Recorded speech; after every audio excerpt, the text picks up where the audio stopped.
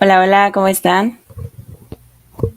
Hola, pues aquí muy contentos de estar ya en este último día. Hola Paco, hola Ale.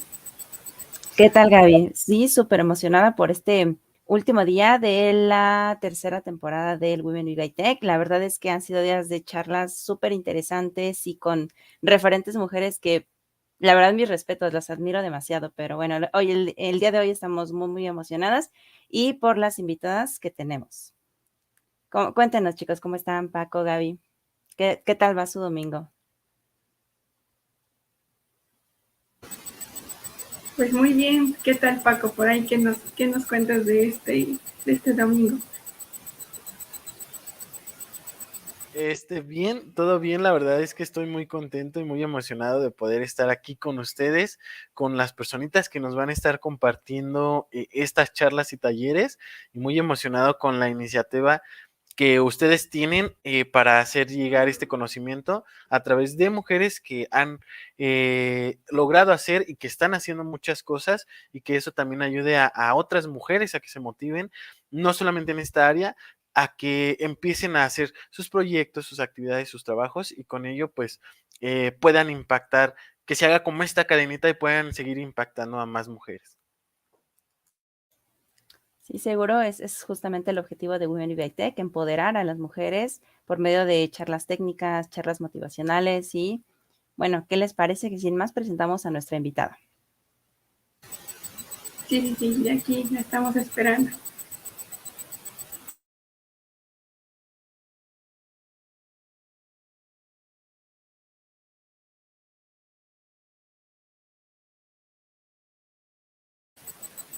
Hello, Kirtana, how do you feel today? Tell us, how are you?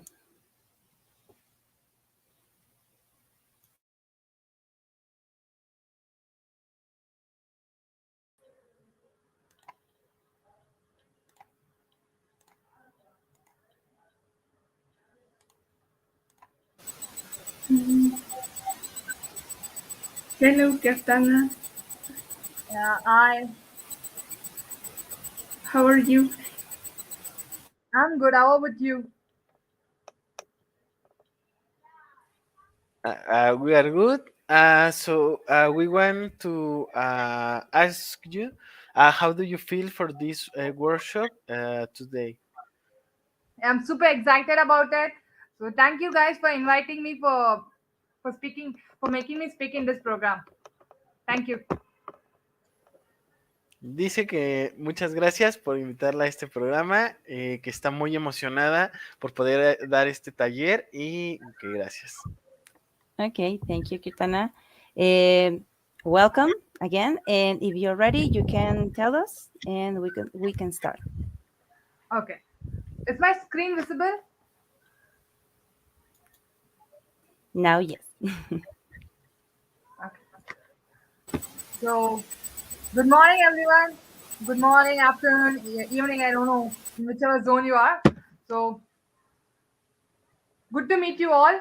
So let's start with today's meeting. So I'll be speaking about what artificial intelligence is. So I'll be giving you a basic idea about what artificial intelligence is and about machine learning. I'll be teaching about machine learning because without machine learning, you'll not be able to know about artificial intelligence. Yeah, machine learning is the backbone of artificial intelligence. We can call artificial intelligence as AI and machine learning as ML. So let's start with it. Artificial intelligence. Am I audible? Sorry, Kirtana, for interrupting you. Ok, vamos a explicar un poquito la dinámica, una disculpa por eso. Kirtana va a estar hablándonos en inglés sobre su plática y por ahí vamos a tener a Paquito que nos va a apoyar con la traducción. Entonces, ok, vale, esa va a ser la dinámica y para cualquier cosa, pues también estamos aquí, Gaby y una servidora. Okay. Yes, Kirtana, you are audible. I just explaining the dynamic that you are be talking in English and Paco will be traducing you. That's right? Okay. Sorry for it. I don't know Mexican. I'm not. I'm from India, so I just know to speak English. That's it. Sorry for it. So can I start it? Don't worry, Kirtana, can you start? Yes, please. Artificial intelligence. Artificial intelligence is one of the hottest trends now. It will replace humans soon. Sophia is a social humanoid robot developed by the Hong Kong based company Anson Robotics. Sophia was activated on February 14, 2016 and made her first public appearance in mid-March 2016 at South by Southwest in Austin, Texas, United States. Sophia is capable of imitating human gestures and facial expressions. She is equipped to answer certain questions and engage in simple conversations. Cameras are embedded in Sophia's eyes, and along with computer algorithms, she's able to see things. With this, let us start the session. So, let me introduce myself. Myself, Kirtana Satish, Beta Microsoft Learn Student Ambassador from India. Today, I'll tell you what artificial intelligence is, and we'll look into the beginner level. So I'll be explaining a basic of artificial intelligence and machine learning. We'll go deep into machine learning, just the beginner level. Because without machine learning, you'll not be able to understand what artificial intelligence is. So this is artificial intelligence comprises of deep learning and machine learning. So deep learning is a machine learning technique. It teaches a computer to filter inputs through layers to learn how to predict and classify information. Observations can be made in form of images, text, or sound. The inspiration for deep learning is the way that the human brain filters information. Machine learning. Machine learning, we apply algorithms whose performance improve as they are exposed to more data over time. So I'll be explaining what machine learning is in furthermore slides. We'll look into it in the future. Artificial intelligence comprises of both deep learning, machine learning, statistics, uh, and other computer field techniques. Without these deep learning and machine learning, you cannot do artificial intelligence. Artificial intelligence is the future of the world. You'll be having a doubt. Why? Artificial intelligence is having such a demand. It is because of its computational power, more data, better algorithms, and broad investment. More computational power. Artificial intelligence requires more computational power now. Computational power is nothing but the ability to undertake or be used for computation or computing resources. Specifically, the ability of a computer to perform work, often considered in terms of the number of instructions that can be carried out in a given time. More data. Nowadays, we generate enormous amounts of data. Every one of us has a minimum of one social media account like Instagram, Facebook, Twitter, and the list goes on. Data has been generated through this. We all use Edge, Chrome, and other search engines. Data has been generated here. Wherever we go, there is data. Even a small thing we do is a data. The actions that we do now are because of the past data which we have collected. Today's world is nothing without data. To have a smart artificial intelligence, so I'll be telling artificial intelligence as AI later. So AI and artificial intelligence both are same. They come uh, to have, so please do understand it. To have a smart artificial intelligence which can make smart decisions, we need to have data to train it. Data is always proportional to the smarter decisions made by the machine, but the data must be proper or accurate. So, for an example, like the machine recommends us to shop at a particular time, or classification of objects, or recommendation system. When we purchase most of our items, like here we purchase items in Amazon, so we have recommendation systems in Amazon, like people who have bought this particular book have also purchased this pen and also purchased this eraser. So this is what a recommendation system, like like it recommends us that you can also buy this, or when we all have Amazon Prime account or Netflix account, so it recommends us movies, web series. So all these are because of artificial intelligence. Better algorithms. Nowadays, we have better algorithms. Better algorithms have increased in efficiency and accuracy. Due to this, there's a demand for AI. Universities, governments, startups, and tech giants have invested in AI. They believe that AI is the future. Due to this, they have invested an enormous amount of money in AI. So, the example, as I have mentioned before, is recommendation system or like the products which we buy frequently. Applications. One of the best examples of artificial intelligence is binge search. We all use Edge or Chrome. Like when we type anything in binge, we get recommendations. Predictive searches are based on the data collected by it, such as our watch history, search history, location, etc. As you can see over here, when we type A, it gives a list of recommendations. So I want like ask VG, ask, and we have certain URLs there. So all these are due to the predictive searches by the search engine. Spam filtering. A spam filtering is a program used to detect unsolicited, wanted, and virus infected emails and prevent those messages from getting to a user's inbox. Like other types of filtering programs, a spam filter looks for specific criteria on which to base its judgments. We all have a Gmail account, don't we? So we sometimes the mails which we receive are in spam. We'll not be able, like we'll be like searching in the inbox, but it won't be there. Later we'll realize that it will be in spam. All these are because the machine thinks that it that contains any virus or it has some threat to our device. So all these are being classified in the spams and they are placed separately.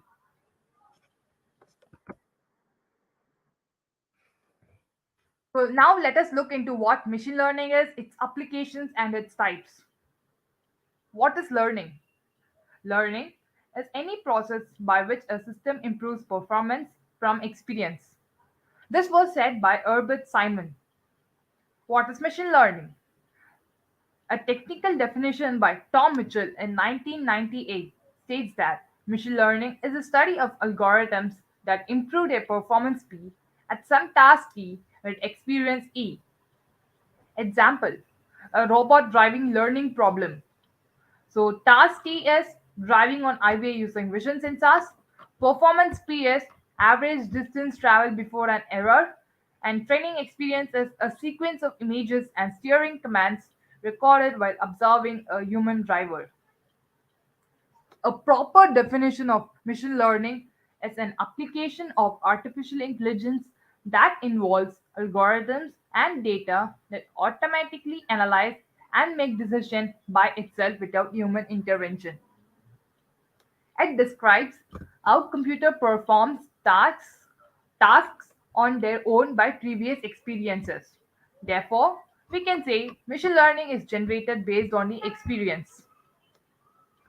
Let us take an example and understand it. It's like mathematical example. I'll explain you with a real-time example in the later on. First, we require data for machine learning. Without data, there's no machine learning. But the data must be accurate so that we get the accurate output, the required output. Next, we have to fetch the data into an algorithm or sometimes call it as a rule. So as you can see it over here, x is equal to m plus n and m is equal to 1 and n is equal to 2. So x is equal to 3. Here x is a rule based on the output. How we can change or modify the rule is what machine learning or learning methodologies is. Difference between traditional and machine learning programming. Traditional programming is nothing but data plus program which is output.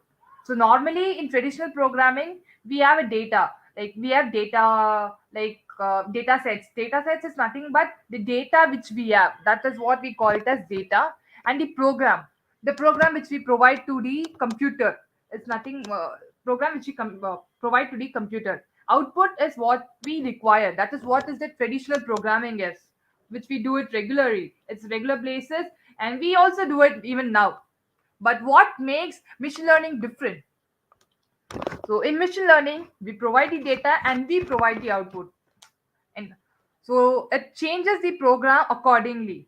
So we provide the data and output. So output is nothing but learning from its experience, and program is modified based on the output.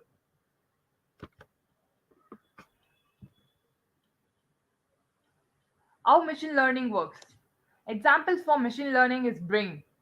Machine learning is similar to human being. Humans learn from experience. The more we know, the more easily we can predict. When humans face an unknown situation, the likelihood of success is lower than the known situation. Machines are trained the same way like humans. If we feed a previously seen example, the machine has different difficulties to predict. One crucial part of the data scientist is to choose carefully which data to provide to the machine. Phases in machine learning. The core objective of machine learning is the learning and inference phase.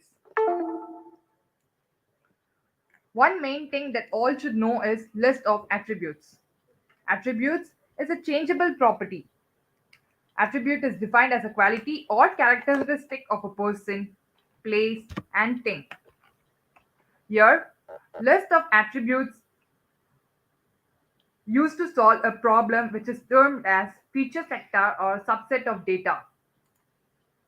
The machines uses various algorithms to simplify and transform into a model. Therefore, the learning stage is used to describe the data and summarize into a model. So this is the learning phase. We have training data, features vector, algorithm, and finally the model. Using all these, we get a model. Inferring phase. After the model is built, it is possible to test. Test in the sense, give a prediction. Data transform into vector, after that vector into model, and finally give a prediction. Therefore, there is no need to update the rules or train or train again the model. The following points can be summarized for machine learning programs. Those are defining the question, collecting the data, visualizing the data, training the algorithm, testing the algorithm, collecting the feedback, refining the algorithm, loop until the results are satisfying, finally, use the model to make a prediction. We should always define a question. A question must be, we should understand the question so that we get an accurate output. We make a proper algorithm for it. Collecting data. One of the crucial parts in machine learning is collecting the data. Data must be accurate so that we get the required output. If we give incorrect data or data which has correct and incorrect data, we'll not get the accurate output. So collecting data is one of the crucial part in it. Visualization. Visualization is always required. So let us take an example of stock market. We need to visualize the data to know the trends in it, to know the ups and downs in it.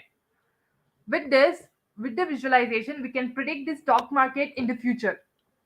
Like in the future means after a few minutes, after 2 minutes, after 3 minutes, the next day, after a month, and so on. Training the algorithm. So to train the algorithm, we always require data. Without data, we'll not be able to train the algorithm nor test the algorithm. So for anything we train, we always need to check the output, right? For that, we need to test the data. After testing the data, we have to show it to the member and collect the feedback. And we always have a positive and negative side, right? So we have to take the negative side and refine the algorithm, correct the algorithm, and correct it until we are satisfied with it. So that's what it's mentioned over here. Loop until the results are satisfying. Finally, we can use the model to make a prediction. The real-time examples for machine learning are traffic prediction, virtual personal assistant, online transportation, social media services, email spam filtering, product recommendation, and online fraud detection. So virtual personal assistant is nothing but the Cortana, Microsoft's Cortana, Google's Google Home, and we have Alexa and so on.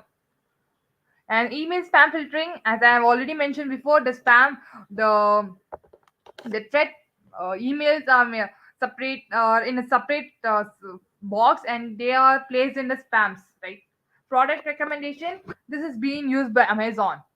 It recommends to purchase a particular product. So we have all these examples. All these are useful.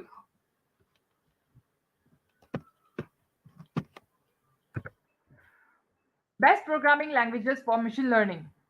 Some of the best and most commonly used machine learning programs are Python, Java, C, C++, Shell, R, JavaScript, and Julia. Python. Python is one of the most popular open source programming languages widely adopted by machine learning community. It was designed by Guido van Rossum and was first released in 1991. The reference implementation of Python, that is, Python is managed by Python Software Foundation, which is a non-profit organization. It has n number of built-in libraries which can be used for machine learning. Those are scikit-learn, and which is used for various classification, regression, and clustering algorithms. R. R is a language for statistical computing and data analysis. It is an open source language extremely popular in the academic community, especially among statisticians and data miners. R is considered as a variant of YES, a GNU project which was developed at Bell Laboratories. Currently, it is supported by the R Foundation for Statistical Computing. MATLAB. MATLAB is a licensed commercial software with a robust support for a wide range of numerical computing. MATLAB has a huge user base across industry and academia. MATLAB is developed by MathWorks, a company founded in 1984, being proprietary software. SAS. SAS, earlier known as Statistical Analysis System, is another licensed commercial software which provides strong support for machine learning functionalities. Developed in C by SAS Institute, SAS had its first release in the year 1976.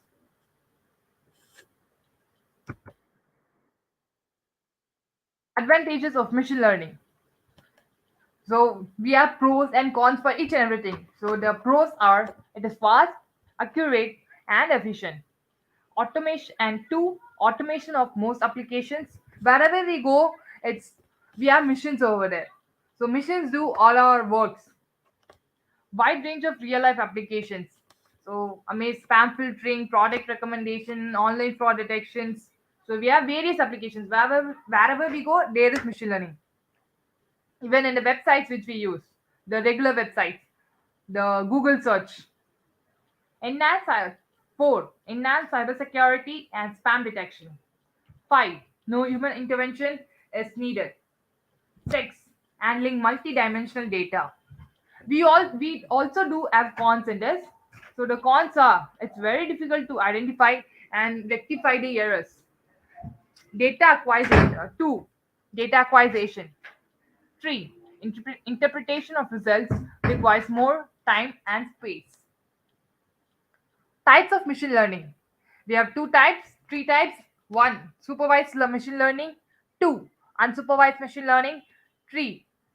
Reinforcement learning.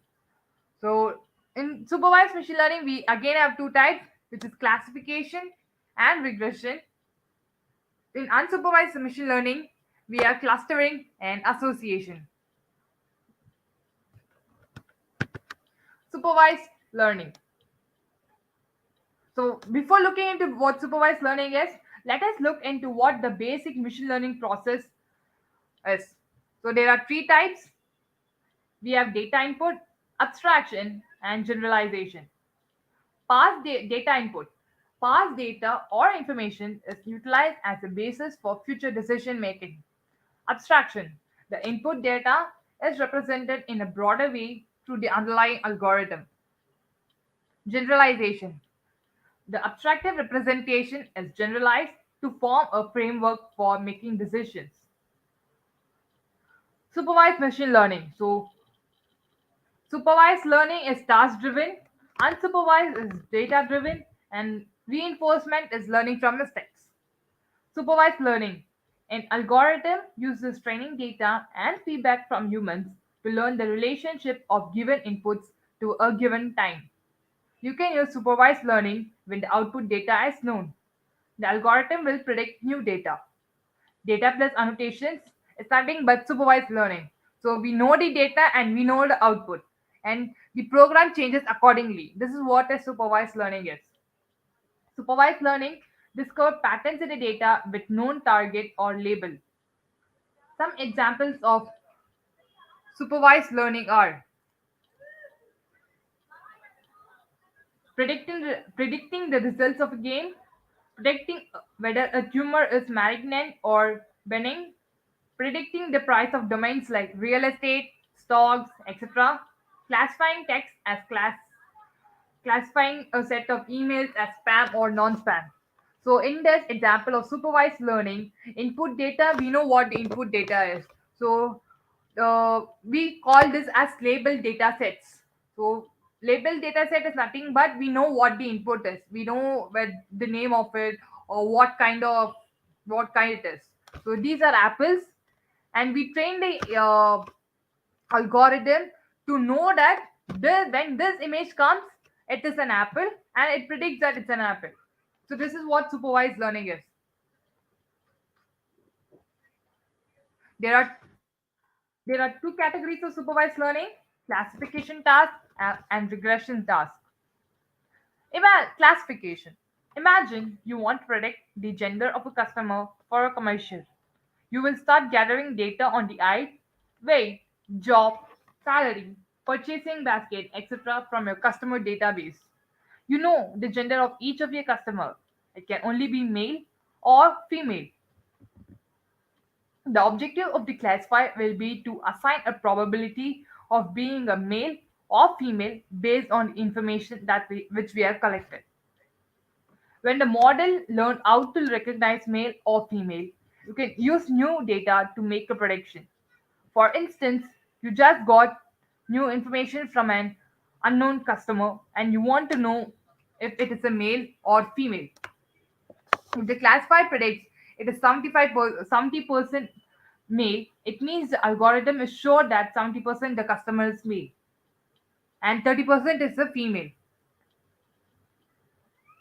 There are a number of popular machine learning algorithms which help in solving classification problems.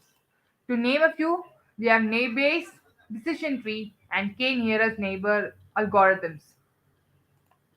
We can call k-nearest neighbor algorithms also as KNN algorithm. Some typical application of classification algorithm is image classification, prediction of disease, win loss prediction of games, prediction of natural calamity like earthquake, flood, etc. Recognition of handwriting. Regression. When the output is continuous value, the task is a regression.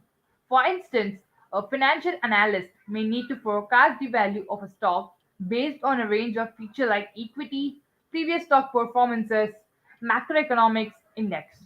The system will be trained to estimate the price of the stocks with the lowest possible error. In linear regression, the objective is to predict numerical features like real estate or stock price, temperature, marks in an examination, sales, revenue, etc. The underlying predictor variable and the target variable are continuous in nature. A typical linear regression model can be represented in the form of y is equal to alpha plus beta x. X is a predictor variable and y is the target variable. Applications of regression can be demand forecasting in retails, sales prediction for managers, price prediction in real estate, weather forecast, skill demand forecast in job market, and supervised learning. The data have no target attribute. We should explore the data to find some intrinsic structures. The training data set is unlabeled data set. So as I have mentioned before, labeled data set is nothing but we know what it is. We know the color, the shape, or we train the machine that this is, we provide an image and we say that this is an apple. That's what supervised, those things are called as labeled data set. But in unsupervised learning, we provide unlabeled data set. In other words, the training data set contains only the input value and not the target value y. The input value is x and target value is y. There's no feedback in this.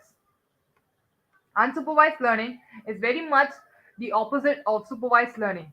In unsupervised learning, the objective is to take a data set as input and try to find natural groupings or patterns within the data sets or records. Therefore, unsupervised learning is often termed as descriptive model, and the process of unsupervised learning is referred as pattern discovery or knowledge discovery. One critical application of unsupervised learning is customer segmentation. In addition, algorithm would be fed a lot of data and given the tools to understand the properties of the data. From there, it can learn to group, cluster, and organize the data in a way such that a human can come in and make sense of newly organized data. As you can see over here, we have few fruits. Like we know that these are apples, bananas, and I think this is orange. Let us take this to be an orange. So we know what these are, but the machine doesn't know. We need to train the machine. What the machine does is we provide this to the model and it classifies them into different fruits. Like it classifies into apples, oranges, and bananas. Clustering. So we have two types in unsupervised learning. We have clustering and association. Clustering. Clustering is the main type of unsupervised learning. It intends to group or organize similar objects together. Clustering is a technique for finding similarity in groups in data called clusters. Therefore, it groups data instances that are similar to each other in one cluster and data instances that are very different from each other into different clusters. One of the most commonly adopted similarity measure is distance. Two data items are considered as a part of the same cluster if the distance between them is less. In the same way, if the distance between the items is I, the items do not generally belong to the same cluster. This is known as distance-based clustering.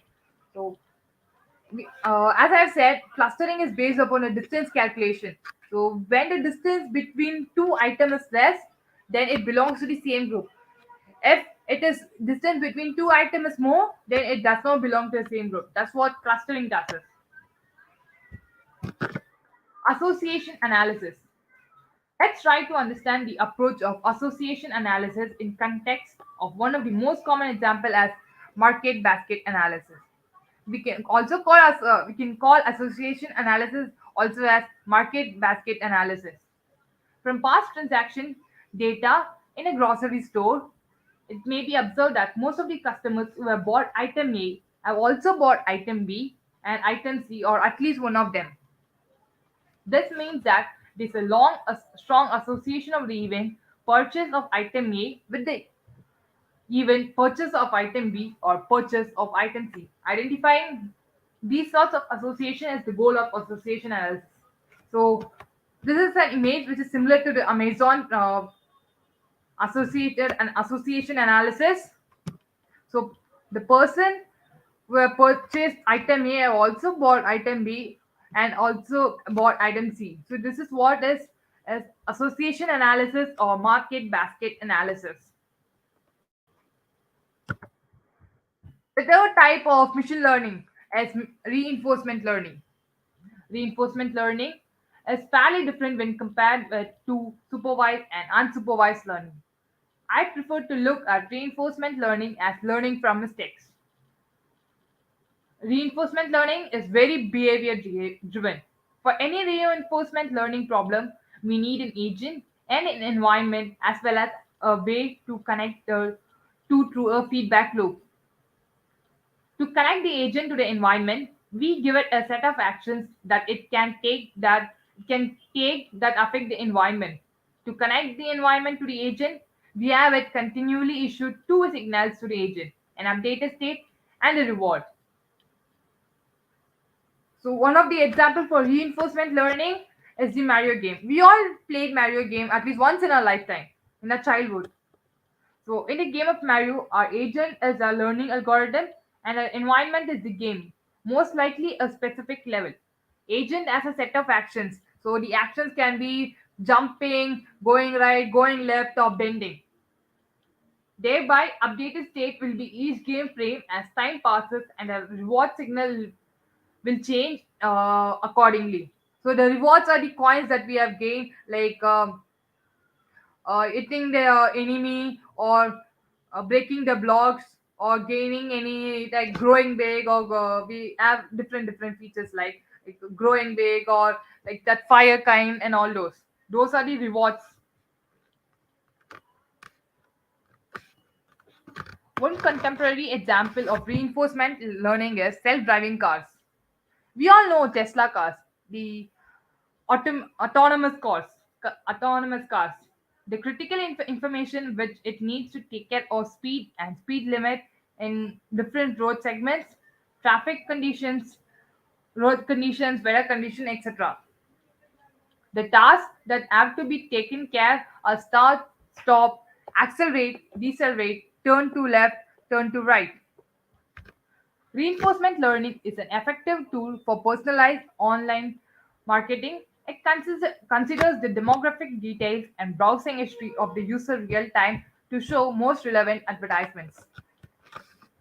Applications of artificial intelligence: banking and finance, process automation, security, loan, healthcare, medical imaging diagnosis, robotic patient support tasks, and so on. I've just mentioned few of them because the page won't be sufficient if I start to list down each and everything. Banking and finance. In the banking industry, fraudulent transactions, especially the ones related to credit cards, are extremely prevalent. Since the volumes as well as the velocity of the transactions are extremely high, high performance machine learning solutions are implemented by almost all leading banks across the globe. Customers of a bank are often offered lucrative proposals by other competitor banks. Proposals like higher bank interest, lower processing charge of loans, zero balance savings account, no overdraft penalty, etc. are offered to customers with the intent that the customer switches over to the competitor bank. Sometimes the customer may be demotivated by the poor quality of services of the bank and shifts to the competitor bank. Machine learning helps in preventing or at least reducing the customer churn. Both descriptive and predictive learning can be applied for reducing customer churn. Process automation. So we have examples in process automation of the chatbots, call center automation, paperwork automation, gamification of employee training, and many more. Security. Security threats in finance are increasing along with the growing number of transactions, users, and third party integrations. And machine learning algorithms are excellent at detecting frauds. For instance, banks can use this technology to monitor thousands of transactions parameters for every account in real time. If the system identifies suspicious account behavior, it can request additional identification from the user to validate the transaction. Financial monitoring is another security use case for machine learning in finance.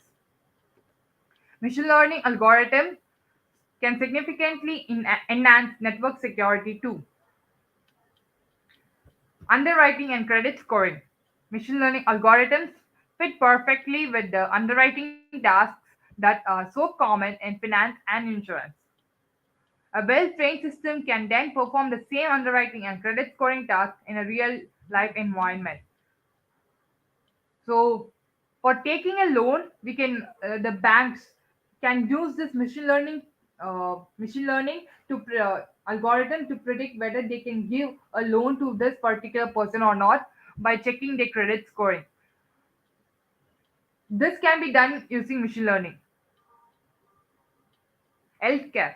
Wearable device data form a rich source for applying machine learning and predict the health conditions of the person real time.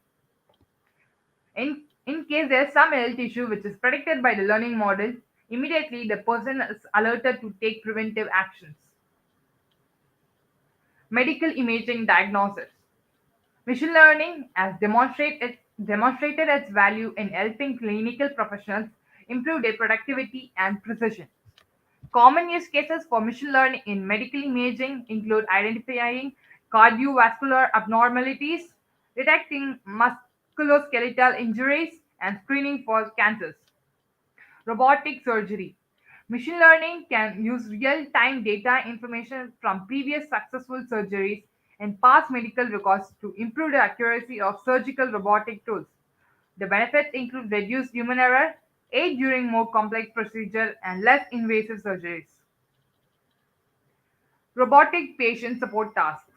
Robots can help in augmented patient abilities directly.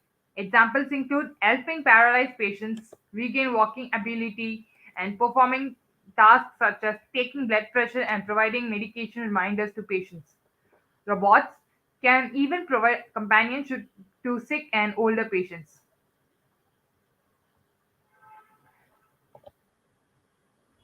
So, machine learning is already been adopted in Microsoft. So the project is the project is the inner eye.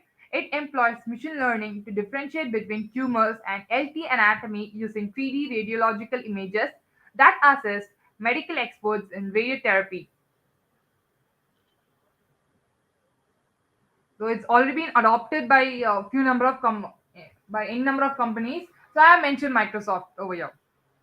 And machine learning, as I've already mentioned before, the search engine, the Microsoft Bench or Google search engine, these all uses the machine learning to predict what we are going to type over there. It's all based upon the watch history, search history, and the location, and there are a number of factors in it.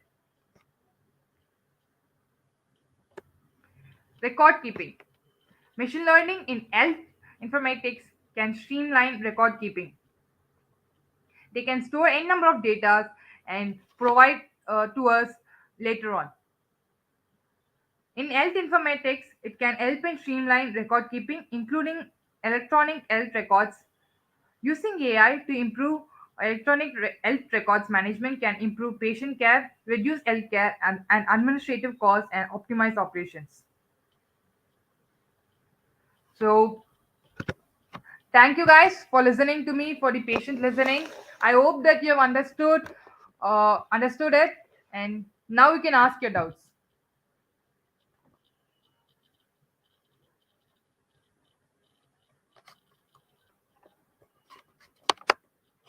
Am I audible? Yes. Yes, Kirtana, thank you so much. Ok, les vamos a pasar un pequeño resumen de lo que fue esta plática. Bueno, primero, Kirtana empezó a platicarnos un poquito de lo que era esta parte de la inteligencia artificial. Nos explicó que es un poquito difícil que se cree inteligencia artificial si no se hace este proceso de machine learning, que de alguna manera pues tienen como esa dependencia. Y empezó a hablarnos sobre este robot Sofía, que no recuerdo el nombre de la empresa, no lo anoté, pero está basada o tiene base en Hong Kong y que ahí fue donde pues se empezó a crear. Después nos empezó a platicar que pues es esta parte de la inteligencia artificial de alguna manera se le ve como el futuro, porque pues se puede implementar en muchas cosas, hay muchos procesos y de alguna manera va a estar como haciendo que ciertos trabajos, digamos, sean más sencillos de realizar y que de alguna manera no se requiera como el esfuerzo humano en el sentido de que no lo vamos a poner en riesgo a las personas. Entonces, de alguna manera, eso pues va a estar como cambiando y se van a crear nuevos empleos. Al querer también estar haciendo estos procesos de inteligencia artificial, pues vamos a necesitar mayores recursos computacionales y es por eso también que las tarjetas que se usan para las computadoras, entonces tienen que ir avanzando. Bueno, de alguna manera, todos los datos que nosotros generamos, todos los datos que nosotros ponemos en redes sociales, que todo lo que estamos subiendo a internet, pues eso ayuda a ir alimentando como ciertas inteligencias artificiales y que posteriormente pues ellos estén aprendiendo como del comportamiento y de la interacción que se tiene entre los humanos a través de estas. Posteriormente, esto lo podemos ver en sistemas de recomendación, como cuando nosotros queremos comprar algo por Amazon, por Mercado Libre, por cualquier sitio de compras y también en otros sitios como Netflix, cuando nosotros empezamos a ver un video, posteriormente nos muestra otro en el que de alguna manera va, digamos, con la misma temática, ¿no? Por ejemplo, si vemos un programa, un reality show de pasteles, a lo mejor nos muestra un reality show, no precisamente de pasteles, pero va por ahí en la misma categoría. Bueno, el estar como en este constante uso de inteligencia artificial, de alguna manera hace que vayamos creando mejores algoritmos y eso nos ayuda a que cuando nosotros estemos trabajando con estos algoritmos, pues tengamos una mayor precisión y un mejor rendimiento en lo que nosotros estemos creando. Y de eso pasó a explicarnos un poquito esta parte de cómo era lo de, bueno, esta parte de los algoritmos. Y también nos comentaba que todas las personas están invirtiendo en inteligencia artificial, el gobierno, algunas universidades, startups, etcétera, y que eso pues con la finalidad de que les ayude a mejorar como ciertos procesos y ciertas actividades, etcétera. Ok, por ejemplo, algo que nos comentaba era que cuando nos llega un correo a través de inteligencia artificial, como con el reconocimiento de textos, etcétera, puede detectar cuáles correos son spam y cuáles son correos que pudieran contener a virus o contenido malicioso. Bueno, esta parte del aprendizaje, pues ayuda a mejorar la experiencia también y el mismo rendimiento, no solo de los algoritmos, sino de lo que estamos haciendo y las actividades. Pues el Machine Learning, que es el estudio de los algoritmos que mejoran la velocidad del rendimiento. Y, por ejemplo, nos comentaba que un robot pues, puede aprender a manejar y también con eso se está generando cierta experiencia. Se proveen datos y cuando bueno, para generar estos modelos de Machine Learning, nosotros lo que tenemos que hacer es estar proveyendo datos y que estos datos nos van a estar dando una salida que puede ser la que esperemos o la que no esperemos, dependiendo pues ahí de que también estemos con nuestro algoritmo y los datos si son precisos o no son precisos cuando los ingresamos. Posteriormente se hace un entrenamiento. Este entrenamiento nos va a llevar a la visualización de los resultados, ya sea a manera de datos o a manera de pues lo que nosotros pongamos ahí, ¿no? Si programamos algo para que nos dé algo visual, pues nos va a dar algo visual. Ok. Bueno, por ejemplo, también nos hablaba de lo que es las predicciones cuando nosotros vamos al supermercado. Si nosotros empezamos a hacer una lista de lo que nosotros necesitamos en una primera iteración, a lo mejor en una segunda, si tenemos productos similares, a lo mejor con esas dos primeras entradas se puede generar una lista en la que, como ya tiene algunos datos previos, va a decir, ¿sabes qué? A lo mejor para esta tercera iteración, si en la primera y la segunda compraste shampoo o detergente, a lo mejor para la tercera necesitas los mismos, ¿no? Entonces, de alguna manera son como esas entradas y las salidas que nos van presentando. Algunos de los lenguajes más populares para hacer esto, pues son Python, Java, Julia, JavaScript, C++, y el que más se utiliza es Python porque por ahí ha tenido como algunas optimizaciones que le permiten dar un mejor rendimiento a la hora de utilizar de inteligencia artificial y con el Machine Learning. R, por ejemplo, se usa para estadística computacional y eso pues también nos ayuda a hacer como ciertas predicciones. En el caso de MATLAB, que fue otro que estuvo tocando, pues es un poquito más para la parte académica. Bueno, el Machine Learning identifica y rectifica errores. Por ahí nos dio algunos puntos que eran identificar y rectificar errores. El otro era las causas o de dónde vienen los datos. Y el último era el interpretar los resultados. Y nos decía que hay distintos tipos de algoritmos, como el Supervised Slow Machine Learning, que es como la supervisión de este modelo de Machine Learning, pero como de manera lenta, ¿no? Y eso pues lleva más recursos, lleva un proceso diferente, pero te arroja unos resultados que digamos pueden ser más precisos.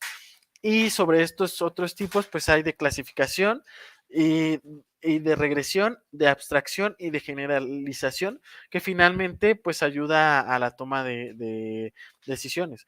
Por ejemplo, el de clasificación, podemos nosotros generar un modelo, un algoritmo para clasificación de texto y como ya lo mencionábamos, eso puede ayudarnos a detectar el spam, por ejemplo, en los correos electrónicos. También se pueden hacer, por ejemplo, clasificación de imágenes cuando nosotros vamos a comprar, por ejemplo, si compramos un videojuego, para la siguiente a lo mejor nos compra un videojuego y lo que hace de alguna manera es que esas comparaciones las va clasificando para mostrarte a lo mejor productos que comúnmente son más adquiridos por mujeres o por hombres. Entonces ese sistema de recomendaciones te los va dando de acuerdo a lo que tú vas eligiendo y que pudiera clasificarse como en eso, ¿no? Los que más compran los hombres, los que más compran las mujeres. Y eso pues también es basado en las estadísticas. También está, por ejemplo, los de predicción que ayudan a predecir desastres naturales y con ello pues estar mejor preparados para este tipo de cosas. Los de regresión, que estos están haciendo evaluaciones de manera constante y que se utilizan, por ejemplo, para análisis financieros y cómo funciona la macroeconomía, que era uno de los ejemplos que nos daba. El aprendizaje no supervisado, que pues va viendo, o lo que por ahí entendí, si estoy mal me corrigen, que por ejemplo él lo puede hacer a través de imágenes, reconoce la imagen y entonces va segmentando el mercado. Y creo que el ejemplo que por ahí nos ponía es por el de las manzanas. Si a ciertas personas les gustan las manzanas rojas o si les gustan las manzanas amarillas, y con eso va haciendo una clasificación y a partir de ello tú puedes definir como qué cantidad de producto tú vas a ir adquiriendo, si te conviene adquirir más manzanas rojas o más manzanas amarillas para ciertas temporadas. Y por otro lado está el aprendizaje supervisado, que nosotros tenemos que darle la entrada de datos, ya sean imágenes, ya sean datos a manera de texto o cualquier tipo de dato que nosotros necesitamos y con eso pues nos va a estar arrojando un resultado, ¿no? Y nos ponía aquí también un ejemplo, por ejemplo, para identificar fruta, y puso el ejemplo específico de las bananas, que con esto, por ejemplo, podríamos clasificar cuáles están más maduras, cuáles les falta madurar, cuáles a lo mejor ya se están pasando y con eso pues como hacer las mejores elecciones. Nos habló también por ahí de algunas cositas como el clustering, que es encontrar grupos similares de datos, empezar a agruparlos y conforme van creciendo pues se van generando distintas clases y posteriormente pues nosotros usamos esas clases o esos datos clasificados por grupos para hacer los análisis que nosotros vamos requiriendo. La asociación que nos ponía, por ejemplo, que nos ponía el ejemplo del análisis de una canasta de supermercado y aquí nos decía que si compramos, por ejemplo, un ítem o un producto, que a lo mejor si compramos no sé, una playera, una polera roja y después compramos una azul, a lo mejor son de distinto color, pero como es el mismo tipo de producto, nos va a hacer una recomendación del mismo tipo, que pudiera ser a lo mejor un hoodie o un pantalón o algo así, y que estos sistemas suelen verse mucho en Amazon. Por ejemplo, cuando agregamos algo en nuestro carrito de compras, nos recomienda productos similares o que han estado comprando personas o que se han estado añadiendo a sus carritos de compra. Lo otro, el reforzamiento del aprendizaje, que este se hace a través del feedback que se le hace al algoritmo o al modelo, que se dan acciones específicas para que se pueda hacer esa mejora y posteriormente conecta al ambiente con el agente y nos ponía el ejemplo de Mario Bros. De este juego en el que tú manejas al personaje, vas interactuando los elementos del juego y esos elementos te dan, por ejemplo, monedas, te dan power-ups, como que crece el personaje, como que lanza fuego, cositas así, y es la manera en la que pues se va conectando pues este agente con este ambiente. Lo otro, pues nos mencionaba ahí algunas aplicaciones que existen para la parte de los bancos, la seguridad, la robótica, la medicina, entre otros. Y nos ponía, por ejemplo, que para los bancos se utiliza mucho la parte de la seguridad, también la parte de para estar mejorando la experiencia constantemente y en la parte de las transacciones para ver cómo es el comportamiento y ver cómo también se puede mejorar esa parte de hacer quizá más rápidas las transacciones o en qué momento del día se hacen más o cómo funciona y bueno, que al final se mejore la experiencia con esto. Nos ponía también en la parte de seguridad que a partir de ciertos comportamientos o ciertos problemas que ya se han presentado, pues empieza a aprender y con eso ellos empiezan a darle solución. Y nos decía también que en la parte de la medicina, que algo que se hacía es que a través como de esta parte de los videos se iban haciendo el aprendizaje para que posteriormente a lo mejor brazos robóticos o algún tipo de mecanismo robótico pudiera estar haciendo ciertas partes de las operaciones y que con eso pues también fuera más sencillo el trabajo para los doctores. Nos ponía también, por ejemplo, esta parte de que se crean modelos de ciertos elementos que se encuentran en el cuerpo y que posteriormente se analizaban con inteligencia artificial para predecir cosas como enfermedades, cosas como tumores, etcétera, y con esto pues cuidar también la salud de las personas. Listo. Súper, gracias Paco, excelente resumen, la verdad es un mundo de información y sobre todo por todas las aplicaciones en tantas industrias que existen, todas las implementaciones de la inteligencia artificial, vaya. Entonces, muchas gracias por el resumen, muy interesante la plática. Gaby, ¿tienes algún comentario? ¿Qué te pareció? Pues la verdad es que creo que estuvo increíble la charla de Ketana, igual ya ahorita con el resumen que nos dio Paco, muchas gracias. Creo que también ya comprendemos un poco más de todo, de alguna forma el resumen que también nos dio Ketana en cuestión a todas las aplicaciones que tiene la inteligencia artificial. Así que, bueno, Ketana, creo que había por ahí una pregunta del público. No sé, Paco o alguien de ustedes le quisiera preguntar por aquí a Ketana. Okay, Kirtana, we have a question from public. Okay. Is which application of artificial intelligence you have interest in? Why? Okay. So personally speaking, we have different types. Like in artificial intelligence, we have different types like computer vision, machine learning, neural networks, speech processing, natural language processing, and so on. So my interest is towards machine learning and computer vision. I want to make a number of projects and make it useful to the environment and so that it is useful for the people. That's it.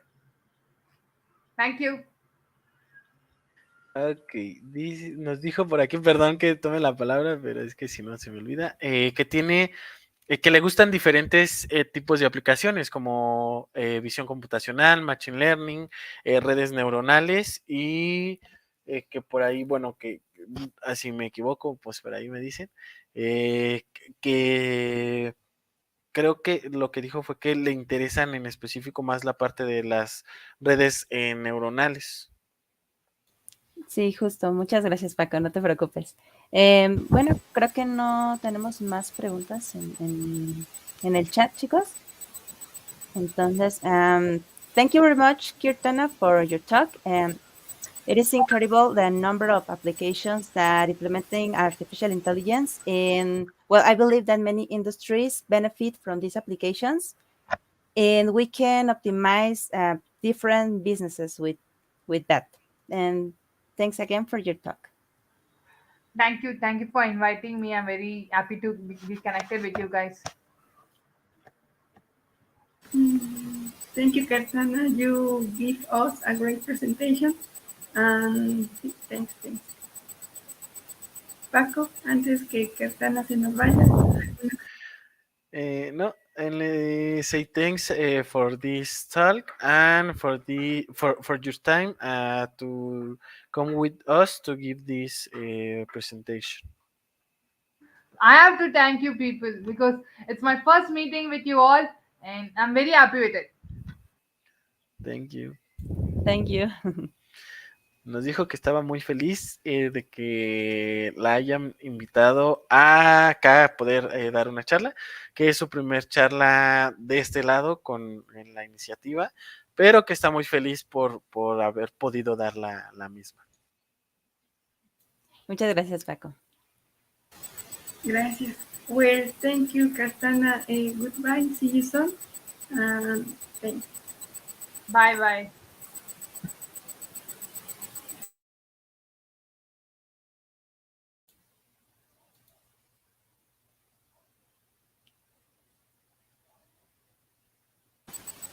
Bien, pues la verdad es que creo que Kartana nos dio un gran resumen de todo lo que es la inteligencia artificial. Y pues bueno, ahora vamos a tener a nuestra siguiente invitada, que de igual forma es de la región de India. Entonces, pues antes de que venga por acá, la vamos a presentar. Ok, bueno, entonces primero la presento Paco y luego la traemos para acá al...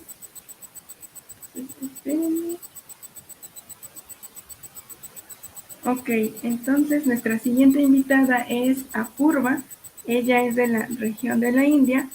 Y pues bueno, por ahora les voy a dar su perfil profesional en inglés porque si me lo mandó y ya no lo pude traducir por ahí. Pero bueno, es fast learning and hard working undergraduate student pursuing bachelor in technology in computer science and engineering. Passionate about coding and seeking possibilities to apply analytical skills to the field to web development. Ok, entonces ahora la vamos a traer por... Hello, Apurva. Hi. Hope I'm audible. Yes, how do you feel today for your talk? Yeah, I'm feeling really excited talking and meeting so many folks and meeting you for the first time. So yeah, it's great. Okay, thank you so much for being here, and we are ready for your talk. Are you ready?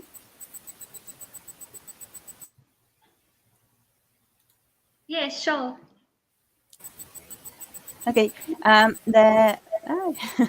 Thank you. Gracias, Gaby. La dinámica.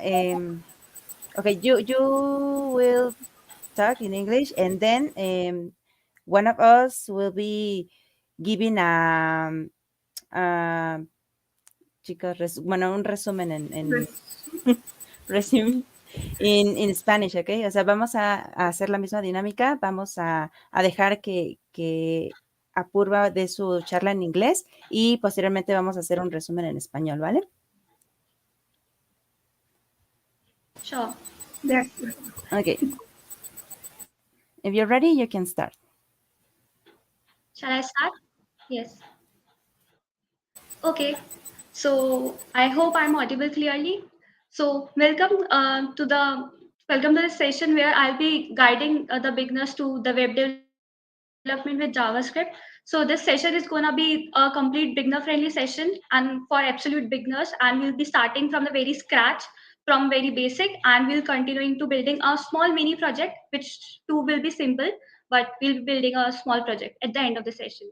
So let's get started. So the agenda for today's session is first we'll start with the introduction to JavaScript. Then we'll continue forward to JavaScript fundamentals, followed by the DOM, that is the document object model. So we'll have an introduction to the DOM, and then we'll start with the mini project. We'll build a mini project at the end. So getting started with this, so since this session is on JavaScript, we are having a workshop itself on JavaScript. So, but why are we even studying, or why do we even require JavaScript?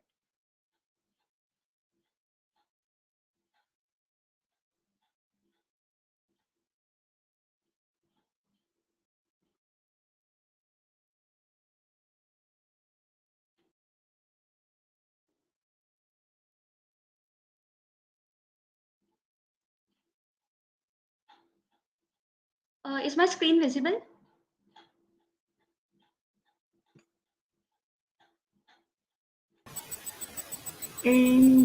No, but A ver.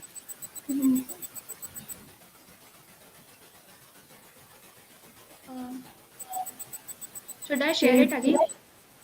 Okay. Se puede ver en el stream, ya. Sí. Ajá. No, ahorita ya la quitaron, ¿no? Ajá, ya. Ajá, estuvo bien que se haya desconectado y ahorita de nuevo lo... Ok.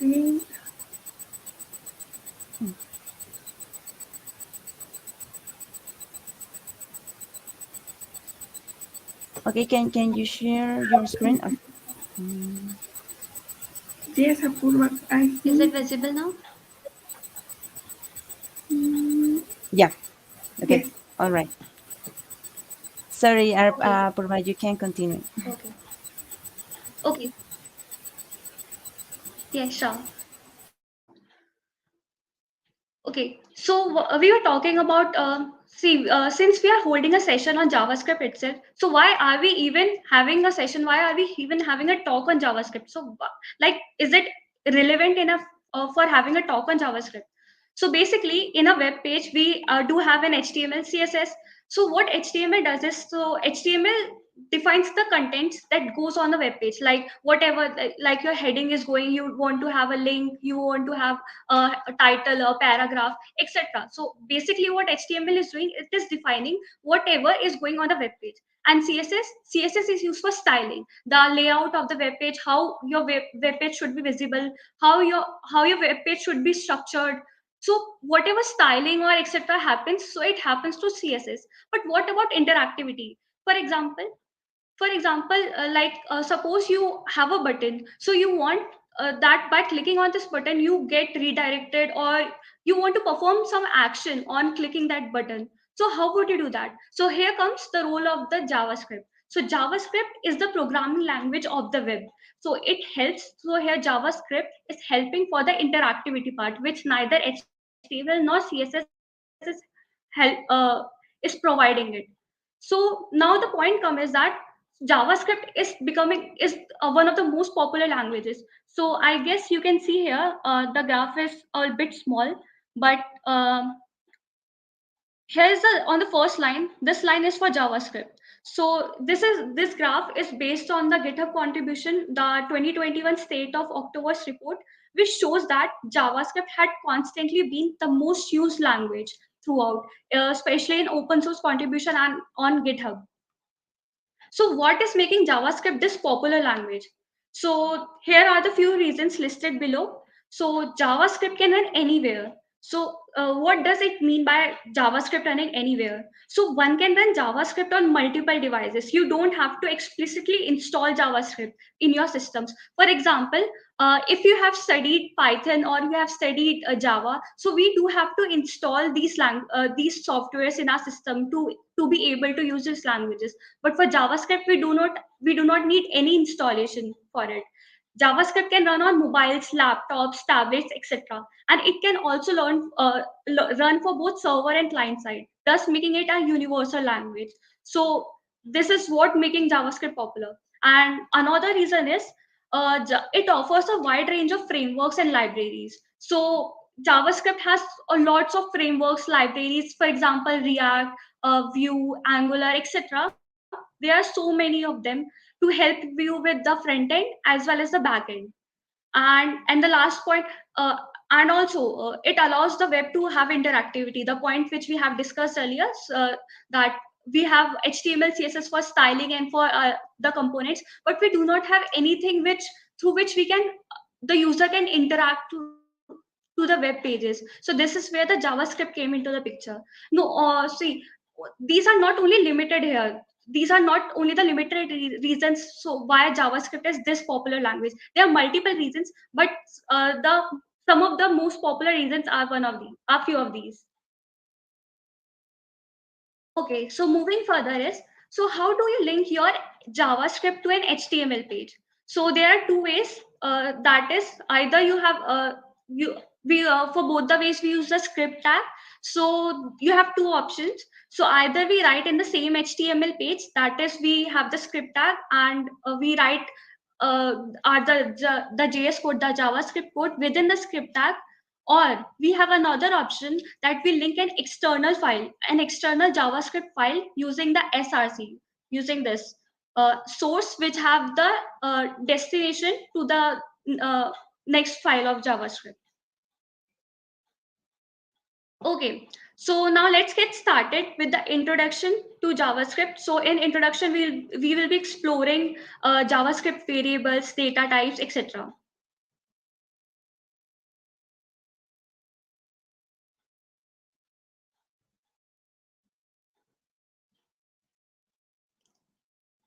Okay, so let's start with the variables. So what are variables?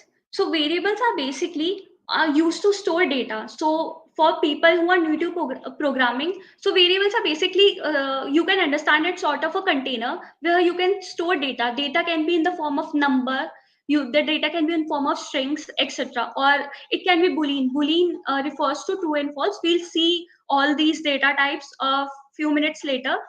Um, but for now, you can understand variables to be a sort of container that is used to store data. So there are three ways in JavaScript to declare the variables. These are through let, const, and var. So let, const, and var are the three keywords of JavaScript.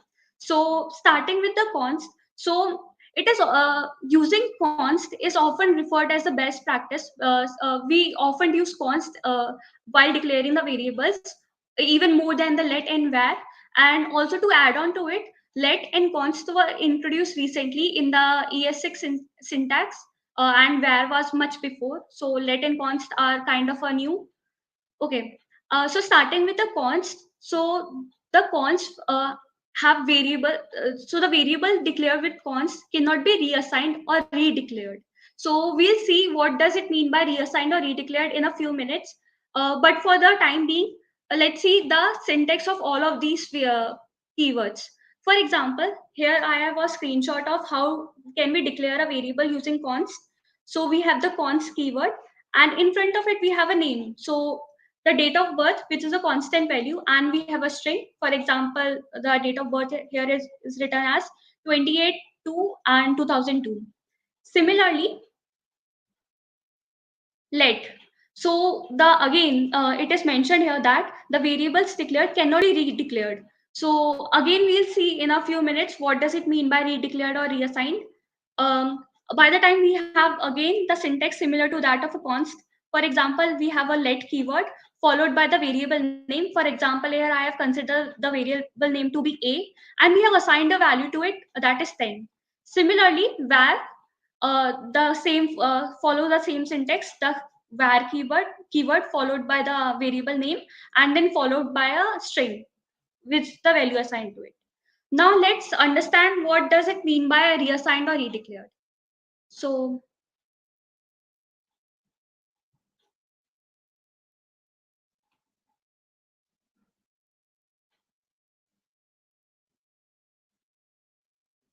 okay, so let me switch to my new screen.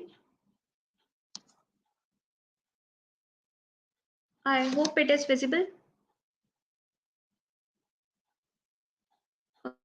Let me share it again. Yes, it's visible, but please you share again. I think have a Yes. problem, please.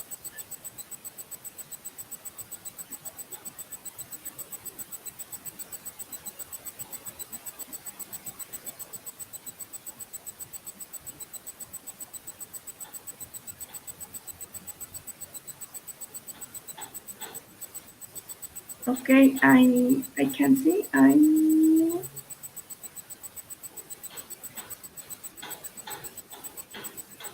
share.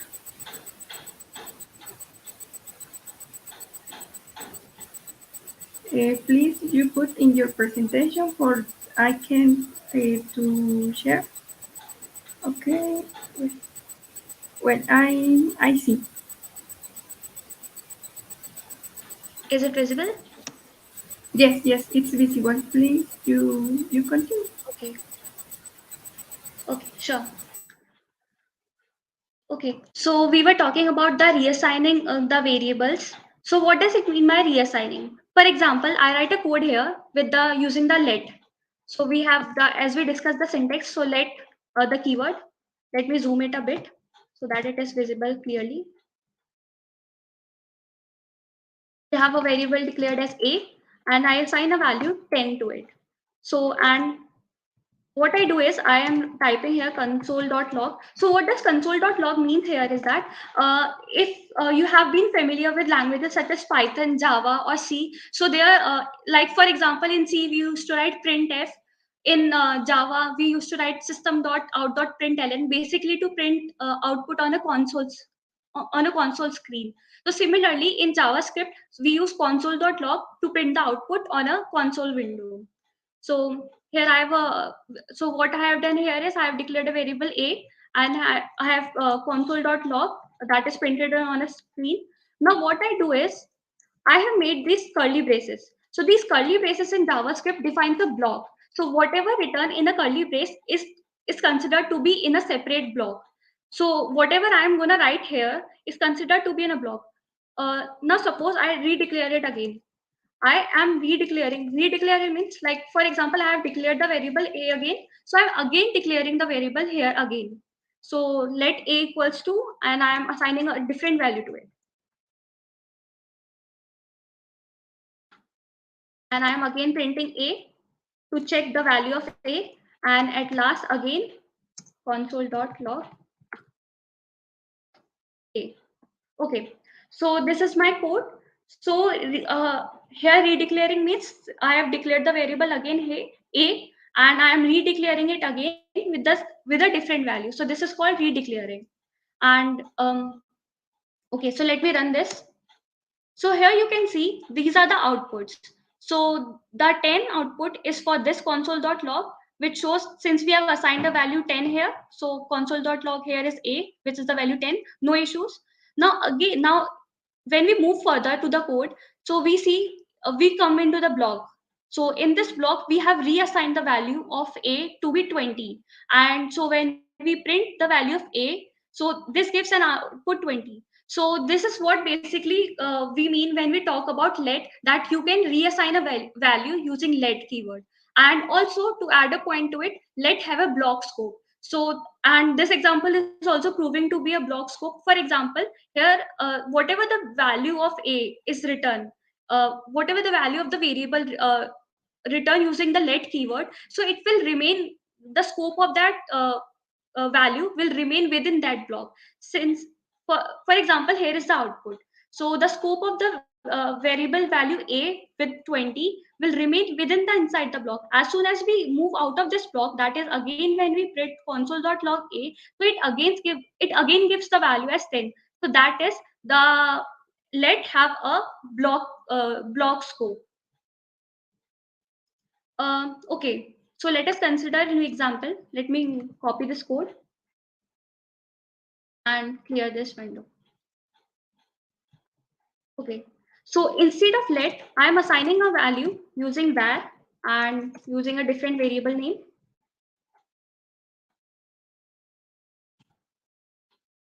And I'm printing b instead of a. The same example, I'm just changing the value and using the var keyword instead of let. So here the output will be a bit different. It is so because where does not have a block scope. So what does it mean by it does not have a block scope? Let us see using the output. So here you can clearly see that initially starting from the very beginning, we have the value of b to be 10, and so it prints 10, no issues. So when we enter into the block, here we are reassigning the value of the variable b to be 20. So, and when we are printing 20, when we are printing the value of b, so it prints 20, okay, no issues. But when we are out of this block, that is when we are out of this curly braces, when the block is finished, so again, when we are printing b, so it, instead of using this value which was outside the block, it is using the same value which was assigned to it within the block. Thus it shows that where does not have a block scope, it has a global scope. So whatever changes you make, it will change, it will, the change will reflect to it as a global scope, not with, it will not get limited within a block scope only. So that was all what we were talking about, the scoping and where Latin const. And also to add one more point to it, the const have a fixed value. For example, let me clear this.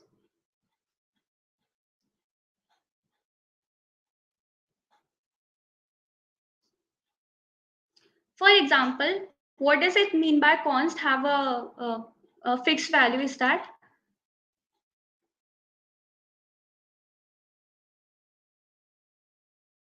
let me assign a variable const pi, which is the value of pi, to be 3.141. Just a random value. I do not know the actual value. Okay. And when I print the value of pi, so sorry, so it gives me 3.141. But if I do this, like if I try to change the value of pi, like if I want to change it to 3.124,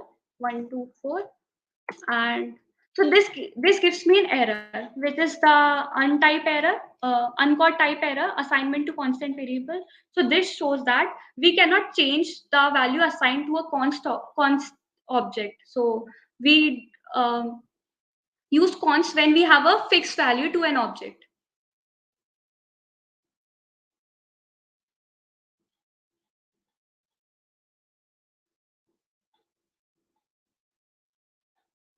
Okay, so moving further. So far we have discussed about the variables and why do we need JavaScript. So let us move further and discuss about the data types in JavaScript.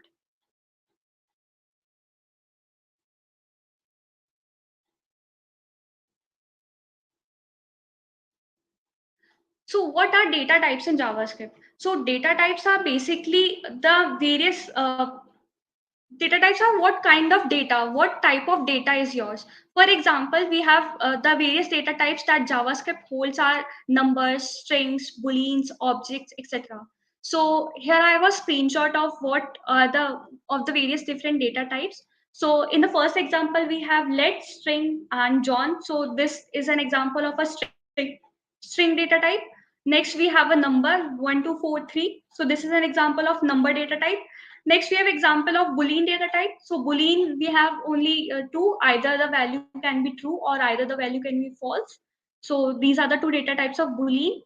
And also explicitly, we don't have a float data type. So the 12.45, the decimal value written here. So this comes itself in the number data type, but for just to show that we can have a decimal value, I have just mentioned it using, but it comes in the same value. It comes in the same data type as of numbers. So apart from it, we do have an object data type too. So we'll be discussing about an object data type later in a while, once we discuss arrays, etc. So we'll be talking about that later on.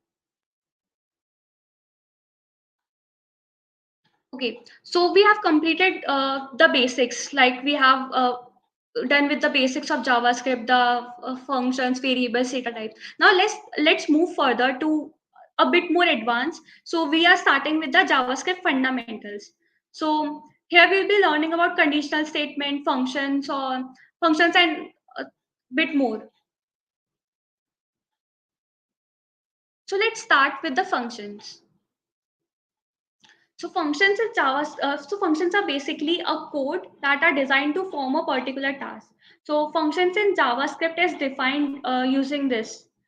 We have a function keyword. So function is a keyword which has to be used to identify that given that this particular thing is a function, followed by a function name, and in the parenthesis, in the short parenthesis, we have the uh, parameters passed. We can pass multiple number of parameters, 2, 3, 1, and even no parameters passed. And then within the curly braces, we have the function body.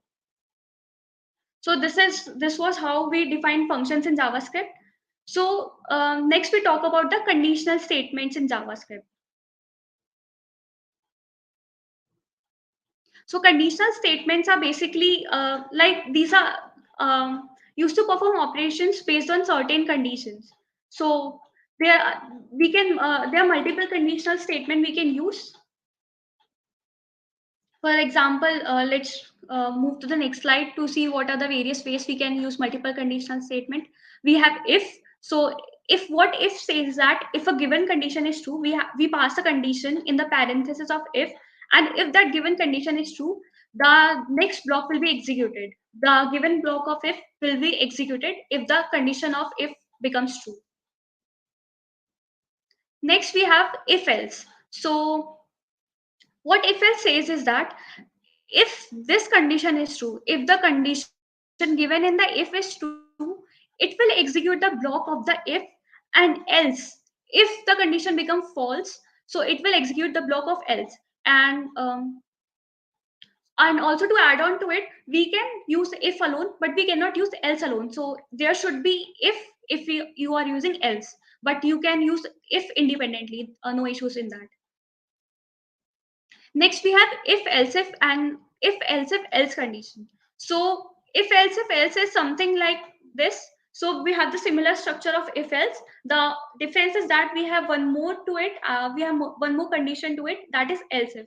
So how it works is that if the condition is true, the block of the if will run, and if the first condition fails, that is if the condition of the if block fails, then we will check for the condition of the else if block. And also to add on to it, so else if block does not limit it to be a single statement. We can have multiple else if. So if that condition fails, so if the previous condition fails, so it will execute the else if condition.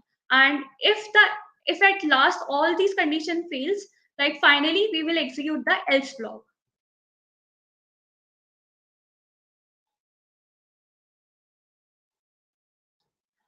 Yes, and I also forgot to mention one more point before starting with the arrays, is that in JavaScript, the data types are dynamic, the variables are dynamic type. So what does it mean by being dynamic type is that we can assign various values to the variables. We'll consider an example very soon once we start with the arrays, once we see the array declaration. But to brief you that the JavaScript we can assign us different values to the same variable. We'll see a practical example of it soon. Okay, so starting with arrays. So array can hold multiple values. So in JavaScript, arrays is declared somewhat similar to this. We have, since I mentioned before that we often use const with the values when we declare the variables. So that's why I've used const here, followed by the array name. So whatever name you want to give to your array, followed by the square brackets, and within the square brackets we pass multiple items to be placed in the array. Uh, to be placed in the array. So now let us see what does it mean by dynamic type, and let us consider a few examples of how to create an array in JavaScript. So first let's see what does it mean by dynamic type. So I'm declaring a variable, let's say a, let's consider a different name, x is equals to 10. And if I print the value of x, so it shows 10. I can do this again. So I can do this. I can assign a different value to x. like a new value is assigned to x, a string. Earlier x was a number and now x is a string. I can also do this. I can assign x to be true. So now x is a boolean. So how can we check the now the question arises that how can we check the type of the variable? So in JavaScript we have a function called type of. So what type of function does is that we pass a variable to it and it gives that data type of what is the data type of that variable. For example, if I pass x, so currently last value we have assigned to x was true, so it is a boolean. So let's see what's the output. So it gives the type of x to be boolean. If I have a variable of x to be, like for example, if I assign x to be 10 or 10.24 and I do type of x, so this gives me a number. So since we mentioned before that the decimals are also concerned comes in the number category in JavaScript. So that was all about dynamic type. And also we here you can notice that by declaring a variable, we are not like if you are coming from a background from C or Java, so there we used to explicitly define like the variable is int, the variable will be a string, the variable will be a character. But here we are just simply writing let and the variable name and assigning the value. So this also what means JavaScript to be loosely typed. We are not explicitly defining what type of data will be there in JavaScript. The JavaScript will consider it to be its own, will identify its own to be okay. Now let's come back to array. So let's define an array. So here I have an array. So let's define an array. So I have an array of numbers. So I am assigning just random values to array. So as you can see, I have assigned a array with values with 5 values, that is 1, 2, 43, 23, and 56. So if I print out these, so here you can see we have an array of length 5, and these are the various things. And if you are new to programming, so let me brief you a bit. So what you see here is that 0, 1, 2, 3, 4. These are basically the index numbers of an array. So every element in an array, every item in an array is assigned an index number.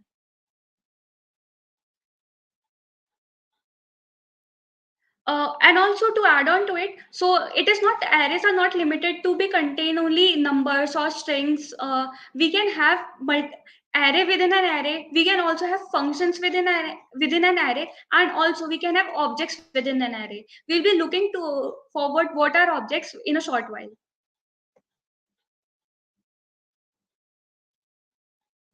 Okay, so we have so we have few functions in an array. For example, we have this array.length. So what array.length does is that it returns me the length of the size of the array. For example, here we have 1, 2, 3, 4, and 5. So it should return as 5. Let's see.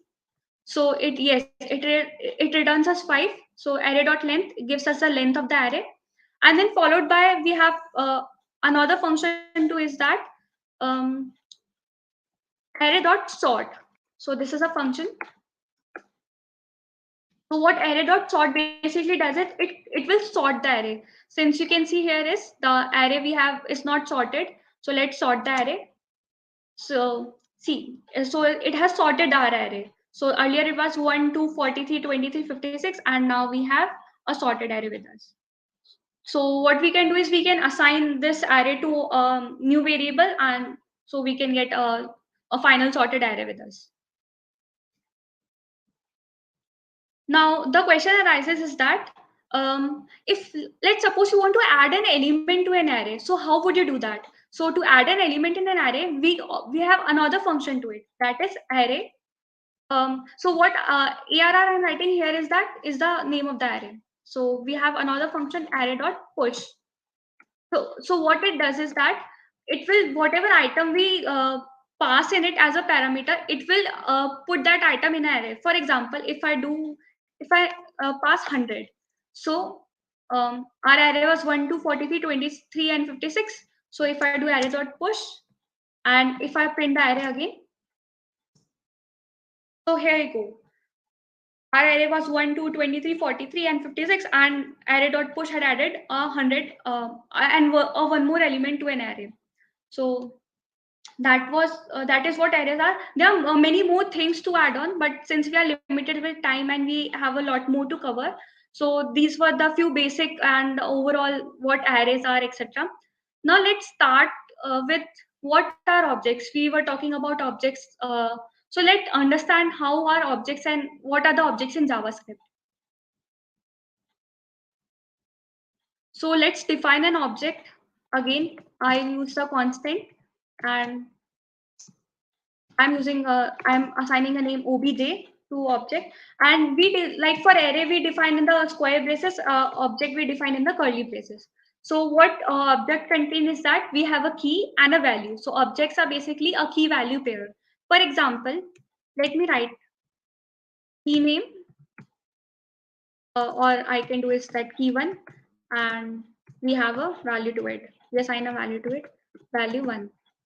Similarly, if I want to add one more, so what I do is I just do key 2, and we assign a value to it, which is value 2.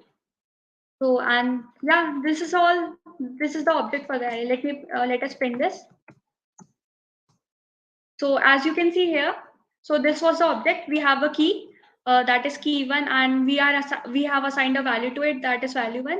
We have a key 2, and we have assigned. So in case you want to, for suppose like I want to access the value 2. So how can I do? I can use the key. So I can use key 2. I can pass it here like we do in arrays. So this returns me the value of based on that particular key. Okay. And similar to array, like in array we used to append using the push. So how can we add an element to an object? So what we can do is that I can simply write object, and in the square brackets what I can do is I can assign a new value. I can add a new key to it.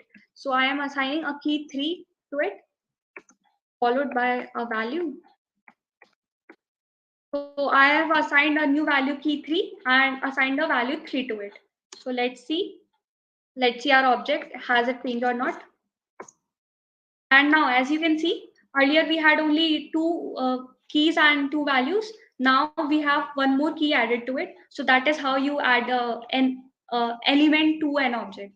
So that was a kind of brief about what are objects. So yeah, and now let's move further to next slide. Now let's understand what are operators. So the existence of operators are important since we often do computational or mathematical things in JavaScript or in any other programming languages. So we do comparisons, we do addition, subtraction, multiplication. So for that, we do require operators. So JavaScript has various operators such as arithmetic, assignment, comparison, logical, bitwise, etc. So the arithmetic operators are your usual operators such as addition, multiplication, subtraction, and we have some more in case it is new to you. So we'll have a brief demo of it again. So these are basically the modulus operator, the increment operator, which basically increments the number by 1. The decrement operator decrements the number by 1. We'll look into it we'll have a practical example of it soon. Followed by assignment operator, comparison, logical, and bitwise. So comparison, logical, and bitwise. So let's have a demo so that we get a clear picture of what these operators are.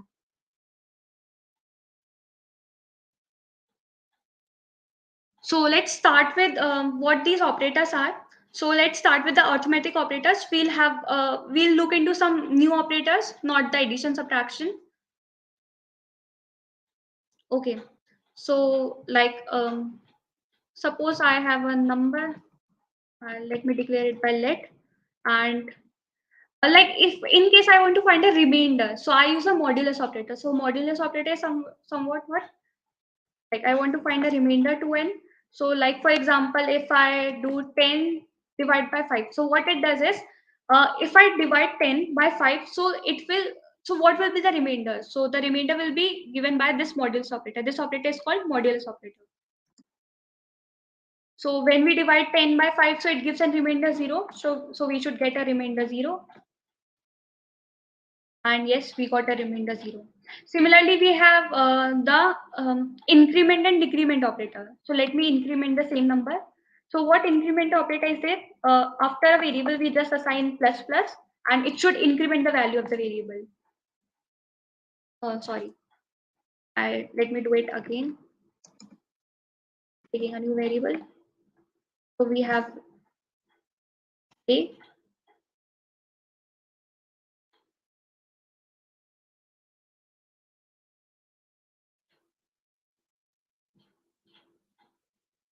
I guess we have. I guess it was used earlier, so it is kind of causing trouble.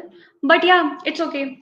So basically, the concept was basically is that we have an increment which increments the value by 1. We have decrement which decrements the value by 1. Now coming to the assignment operators. So assignment operators are basically, this is your assignment operator. Like we have done this. So this equals is your assignment operator. And again, like for suppose I want to do this, there's also a concept of shorthand operators. So what are shorthand operators? So see, if I do this, like suppose I want to do this, a is equals to a plus 10. So this should return a to be 20. Yes, it does. But why should I always write, like if I want to do the same thing, so why should I write this way? So we have another way which is referred to as shorthand operators. So what we do is we just do it a plus equals and 10. So this is similar to what we have written here. The only thing is that we don't repeat the variable name again. We just assign a plus and equals to operator. So this should return as 30. Yes, it gives us 30. The value of a changes to 30. This same can be used for multiplication, division. For example, like I want to multiply it by 5. So 30 by 5 should be 150. Yes, it gives me 150. This will be similar for all those arithmetic operators. So these are called the shorthand notations. So next, coming to the next category of operators, these are comparison operators. So comparison operators, we have two important. So these are the these are equal to and triple equal to operators. So let's understand the difference between the both. So what double equal to does is that it just compares the value, and what triple equal to does is that along with comparing the value, it compares the data type of the variable too. For example, let a is equals to 10 and let b equals to, for example, let me do it in string. Sorry.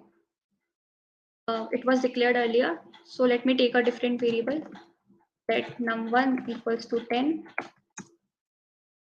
Let num2, number 2 equals to be 10, but this is in a form of string. So let me compare it. So num1 equals number 2. So when we compare this, so this will return me a true value.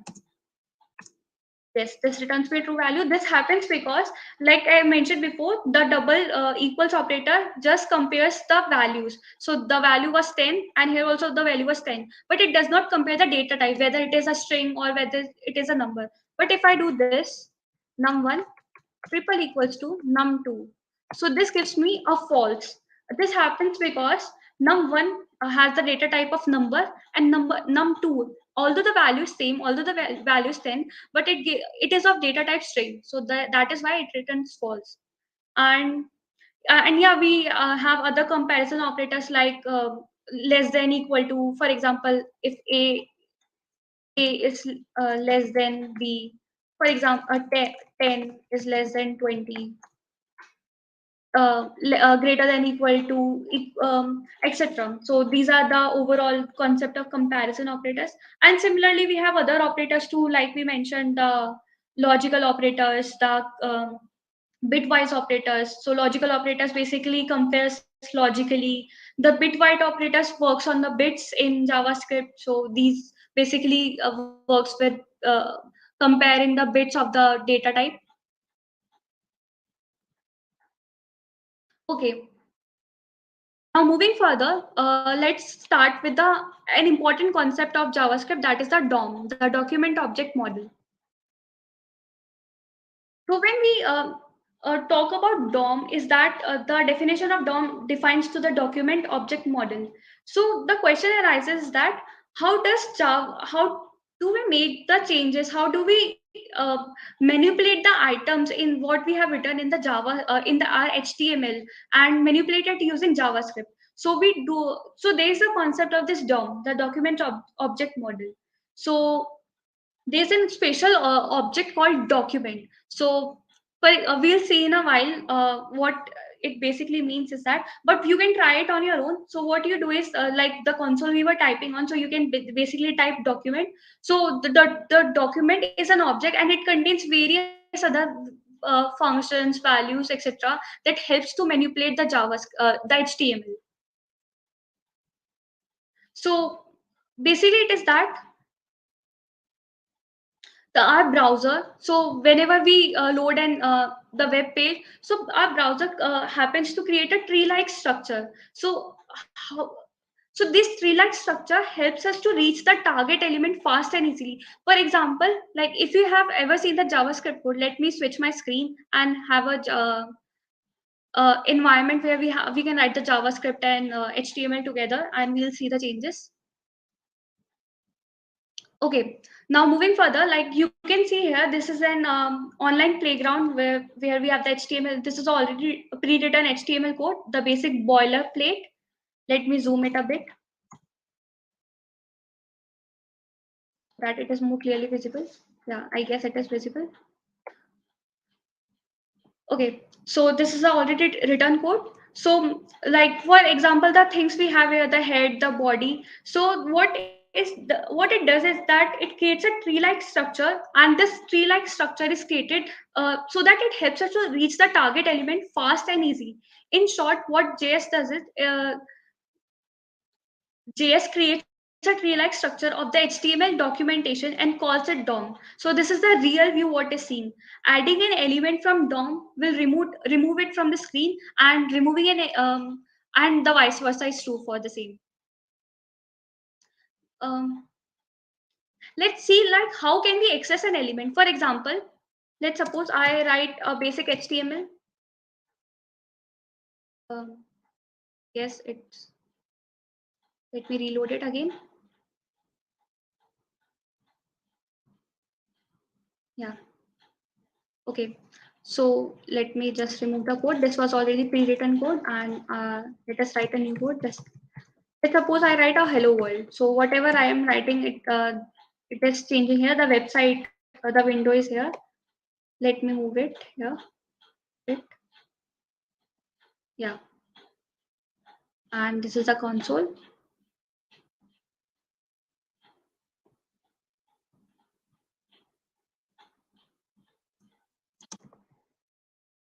Um,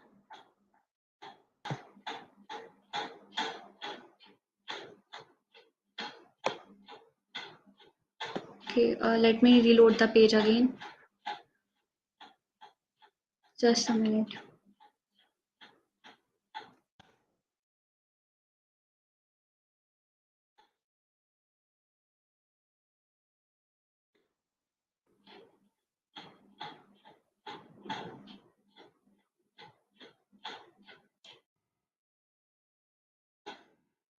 So by the time we are opening the page, so let's understand what we were talking about is that.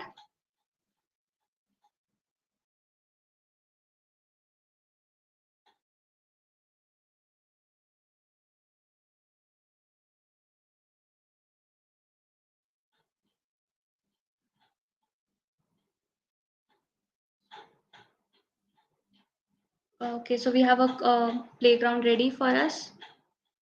Let's just remove all of these. We don't want these. And what we need is that we require an h1 tag.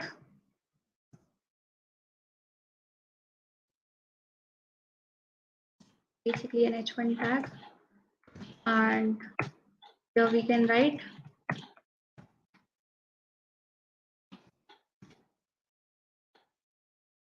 So as you can see here, the H1 tag is visible here, the hello world. And let us remove all of these. We don't require these. And for a minute, let's just forget about CSS. We are working with JS and HTML basically. So if I want to access this, H1 tag, so what I do is that we discuss about the script tag. So we basically have the script tag linked to our JS. So what we do is, like, I can do document. We talked about document dot, and if I do this, there's a function. This called query selector. So what query selector? I pass this H1 tag. So what it will do is, let me assign this to a variable const, and let me do it using a heading. Okay, so I have this variable assigned const heading, and I have this assigned document.query selector h1. So what is that? We have a variable heading which have reference to this h1 tag. So what if I do this? Like, let us change a bit so that we know what. If I do this heading dot inner text, and I change the text to hello. Yes. As you can see here, we have our HTML written here, but I haven't made any changes to our HTML. All the changes I have made using the JavaScript. So that is how we work using HTML and JavaScript, and that is how we are manipulating JavaScript. So query selector was basically that it targets the specific element, whatever you have passed here. For example, if I pass a paragraph, so it would have targeted that particular paragraph. Also, we can do this. So like we have heard about classes and all. So I can do this class, or we can do using this ID equals to, for example, text. So what I can do is that, like similarly what we pass in CSS, we can do this. So I can do this hashtag text. So this, yes, so this is working again. So what we have done is, instead of writing h1, so I have used id and passed the same as what we used to pass in CSS, and that is how we manipulate the JavaScript. So okay, so moving a bit further, let's like a kind of start with the event listeners. So let me do a change of bit, and let me add a counter to it, and let me change the HTML code.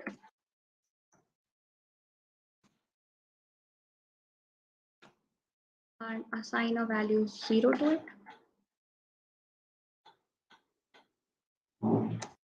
And what I do is, let me have a button here, /button, and just having increase, and let gives an ID of counter, etc.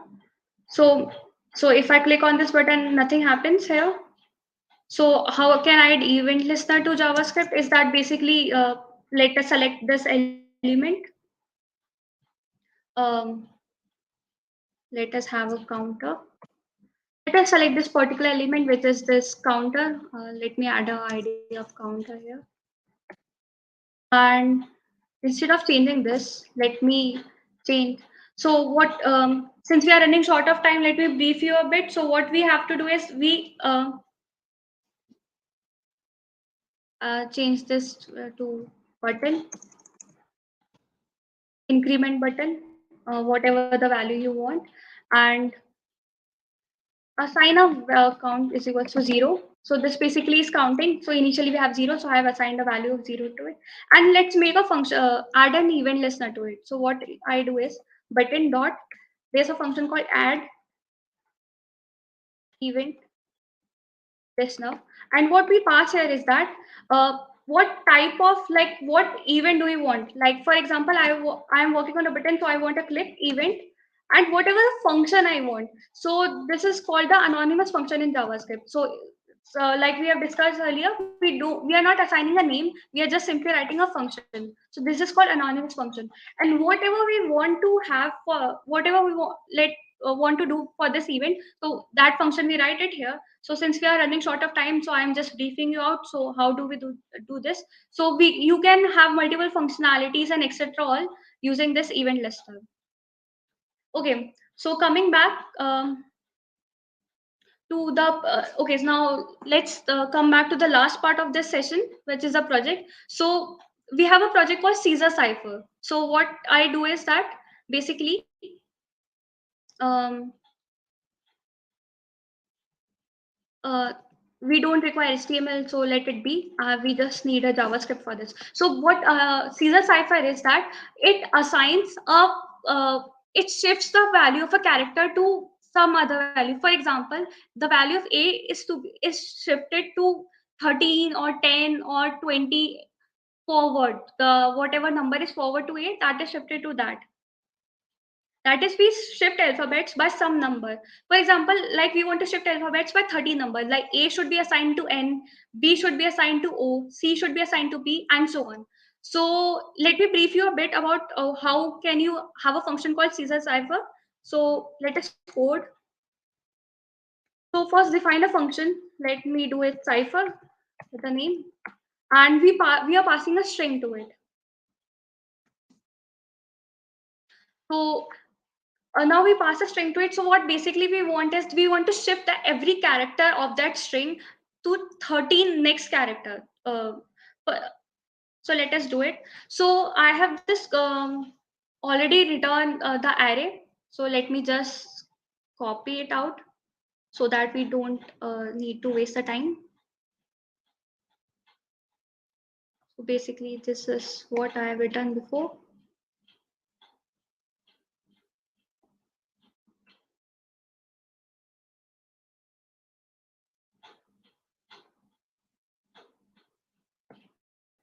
And just pasting it out so that we don't have to wait long. So this is what basically I've written just before so that we don't have to wait. So these are basically all the alphabet list, and what 13 next, like for example, as I mentioned, the next A elements of will be N. For B, the 13th next element will be O, and so on. So let me just remove it. These are extra part. And yeah, all we want to do is now we just need to have a for loop is. So for the result, let me have a array declared result so that we can store our result here. And what next we can do is that we just want to compare these values. So we just want to assign all these values based on the index. So for A, we have to assign the 0th index, which is N. So we have to assign the same value to a similar index. For example, what does I mean by saying that? Let me have a for loop in it. So these are the basic for loops which we have studied earlier. I'm using I for it, and this I works till alphabets.length. What we have, sorry, the what string we have passed here, which is the str.length, and then we have I plus plus.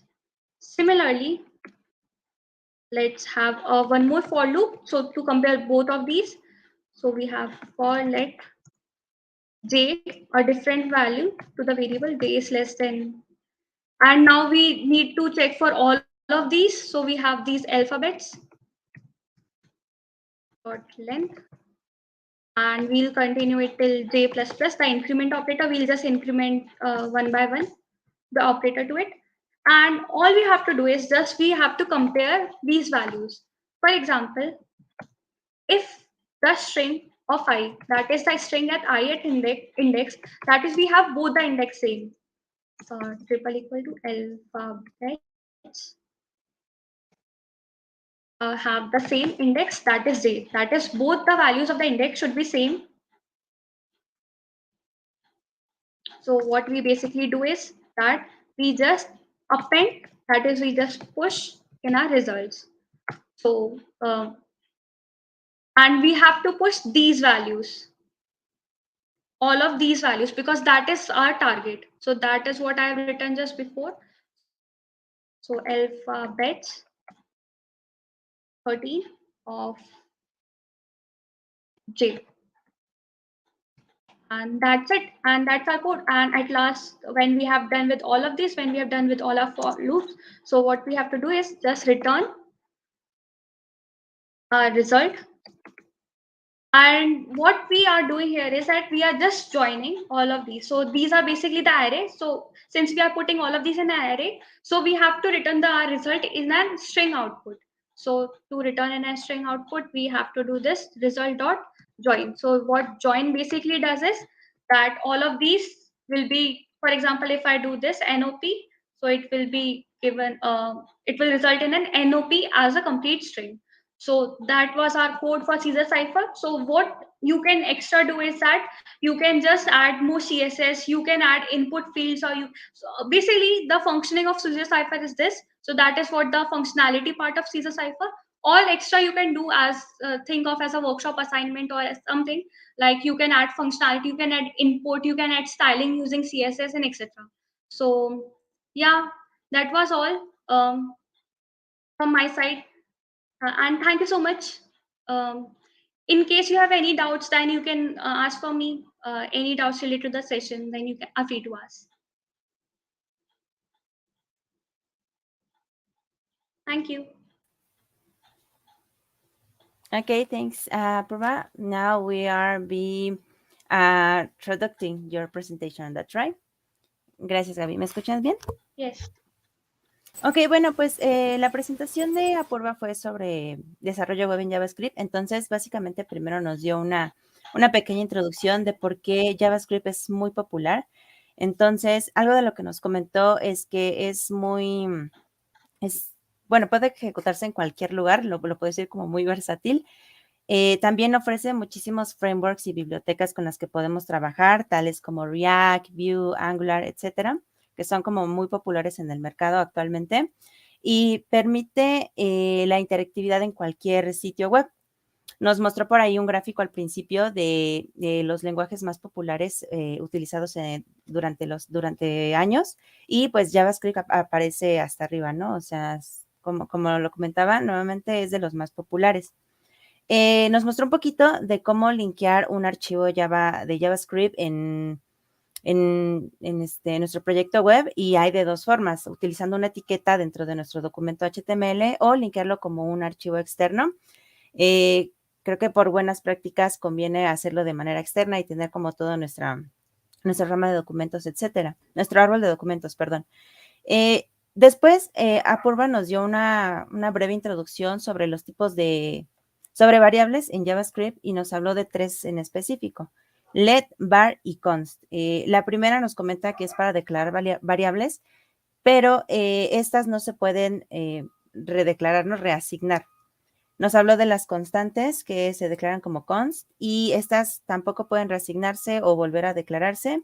Y finalmente, las tipo var, que estas sí pueden ser declaradas nuevamente, y por ahí abrió su consola dentro del navegador y nos mostró muy como gráficamente, fue muy dinámica la sesión de cómo podíamos, por ejemplo, con la primer variable let, cómo puedes declarar una variable, pero si tratas incluso de volver a reasignarla dentro de un bloque de código, pues esto ya no es posible, ¿no? Nos devuelve el primer valor que se le asignó. Lo mismo para las const, y en el caso de las var, ahí sí podemos reasignar el número de variable. Nos muestra un ejemplo de primero asignando el valor de 10 y después reasignándolo a 20. Entonces en la salida en consola, pues nos muestra el segundo valor que se le asignó a la variable. Nos mostró un poquito de cómo es cómo manipular, la consola dentro del navegador. Y por ahí nos mostró también cómo mostrar en pantalla las salidas con console.log y el nombre de la variable. Otra cosa que nos mostró también, o que nos habló también, fue sobre las funciones que, bueno, se tratan de bloques de código que realizan una tarea muy en específico. Nos mostró para cada elemento, pues, su estructura, ¿no? Cómo debemos estructurarlo dentro de nuestro código. Y posterior a eso, habló un poquito sobre las sentencias condicionales. Nos habló sobre el if else, if else. Y bueno, creo que son bastante conocidas dentro de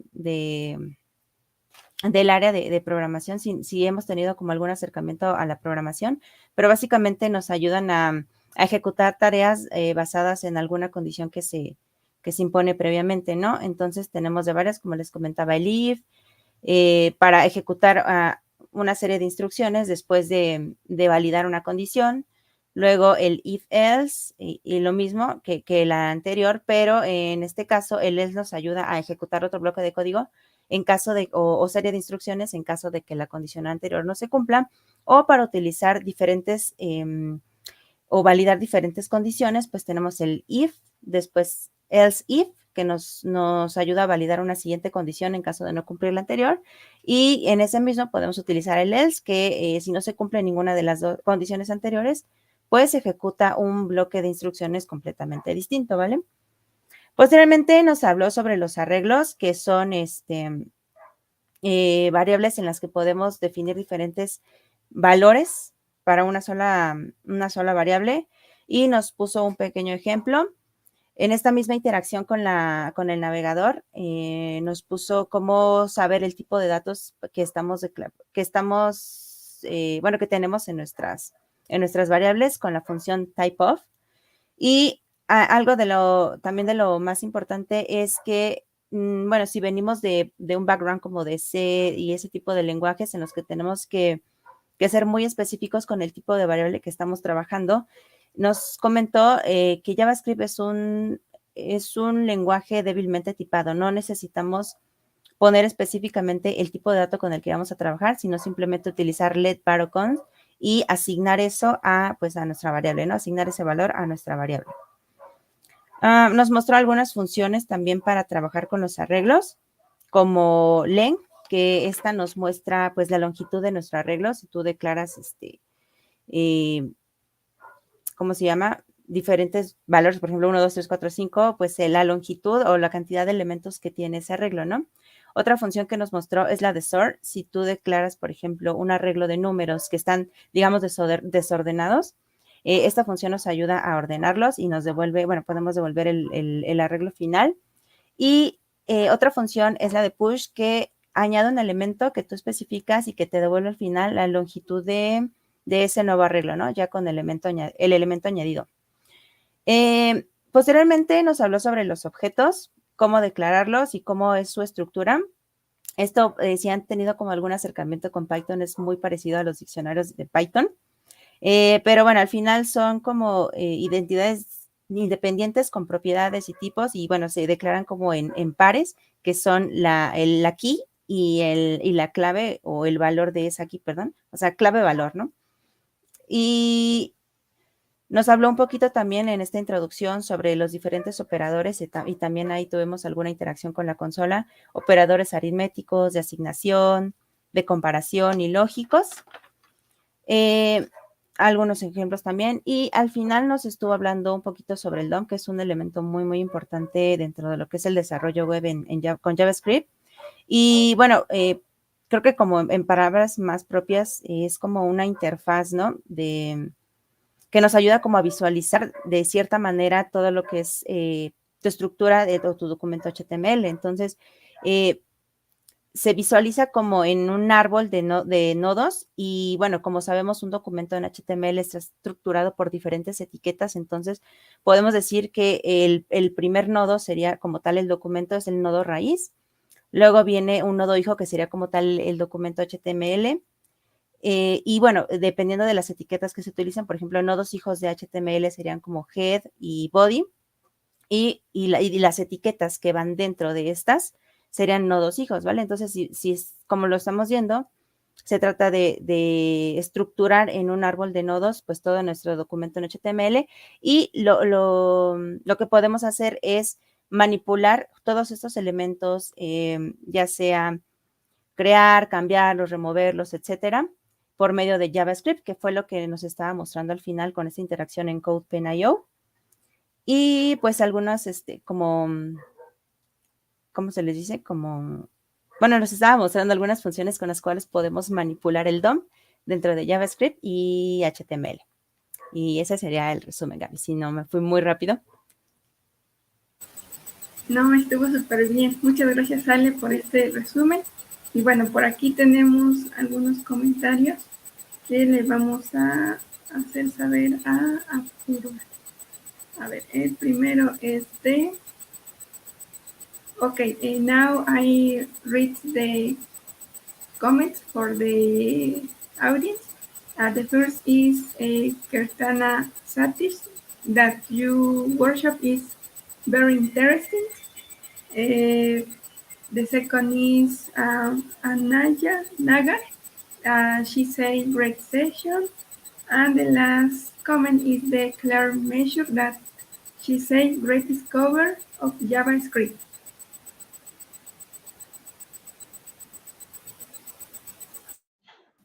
Yes, thank you, Apurva. You gave us an excellent introduction to the different elements that are used in web development with JavaScript. So thank you so much for your talk.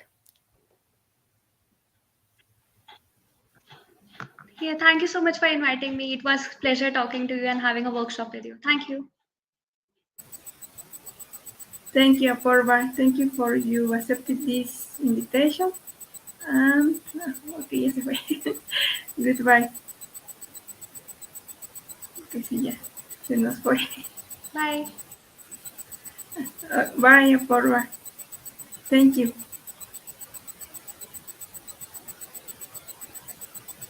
Bueno, pues por aquí ya, pues logramos escuchar la gran charla de Apurva. Creo que aprendimos bastante de esto de desarrollo web, sobre todo porque nos dio desde el inicio, ¿no? Claro. Desde tipos de datos, como nos mencionaba Sale, cómo podemos declarar ciertas cosas. Entonces creo que estuvo muy, muy interesante. ¿A ti qué te pareció la gran charla que nos dio Apurva? Muy, gracias, Gaby. Muy interesante. La verdad me gustó mucho que lo hiciera como muy dinámica la sesión, porque podemos leer la presentación y todo eso, pero ya manipularlo o llevarlo a la práctica es distinto. Entonces eso me encantó de la sesión y pues explicarnos, ¿no? Todos estos elementos y términos importantes para lo que es el desarrollo web. Entonces súper interesante. Me gustó mucho la presentación. Ok, pues bueno, ahora seguimos con nuestra siguiente ponente, que ella nos acompaña igual es Microsoft Student Ambassador, pero de la región de Francia. Entonces vamos a presentar. Ella es Claire Mesur y ella es, bueno, actualmente es CRM Consultant.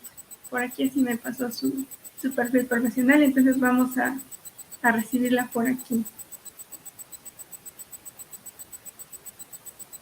¿Y qué te parece, Ale, el tener invitadas de otras regiones?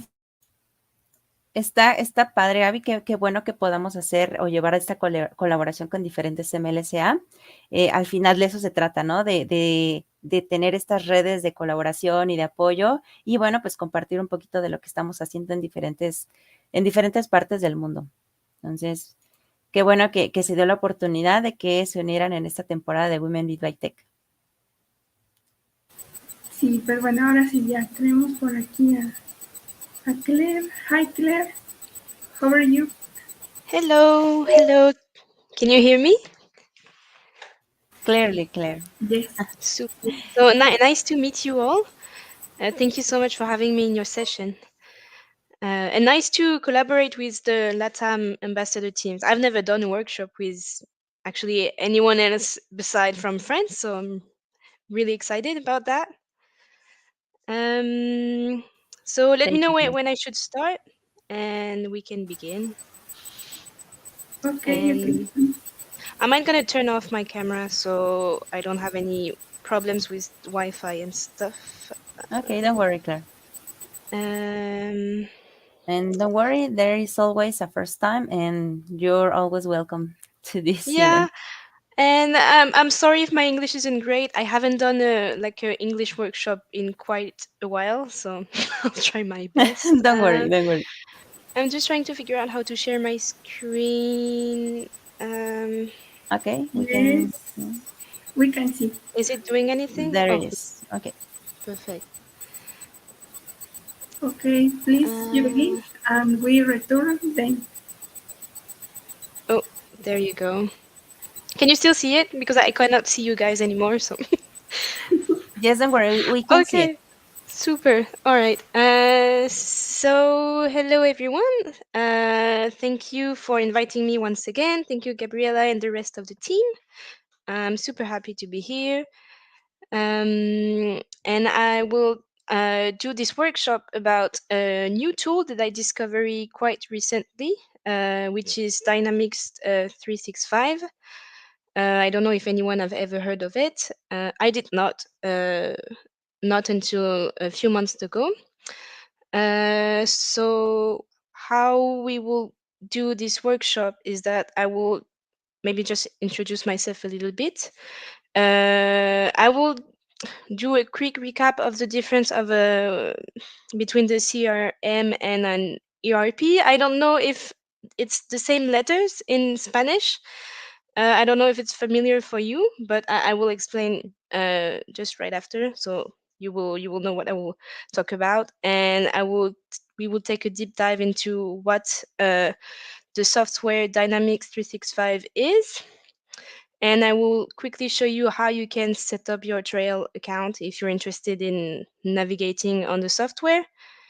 And I will show you just few tips on where you can find more information, basically on Microsoft Learn, and that's it. So about me, my name is Claire, and I am a French student. I'm quite not a student anymore. I just finished school. I just graduated, so I guess I will retire from the ambassador program in the next few months to come. So I come from a business and management background. I did a, a business school. I have never studied IT before until my last couple of months as a student. I just lately discovered that I had a big interest in IT. So I took a few classes of information, technology information, consultant classes and stuff like that to discover what this is about, and I decided to just go for it and become a consultant, so a functional consultant, because I didn't study IT, like big IT, so I will just go with the functional one and not technical one. And I now work as a you can say either business analyst or consultant at Capgemini, a French firm, and I am specialized in the software Dynamics 365. Um, so that's it about me.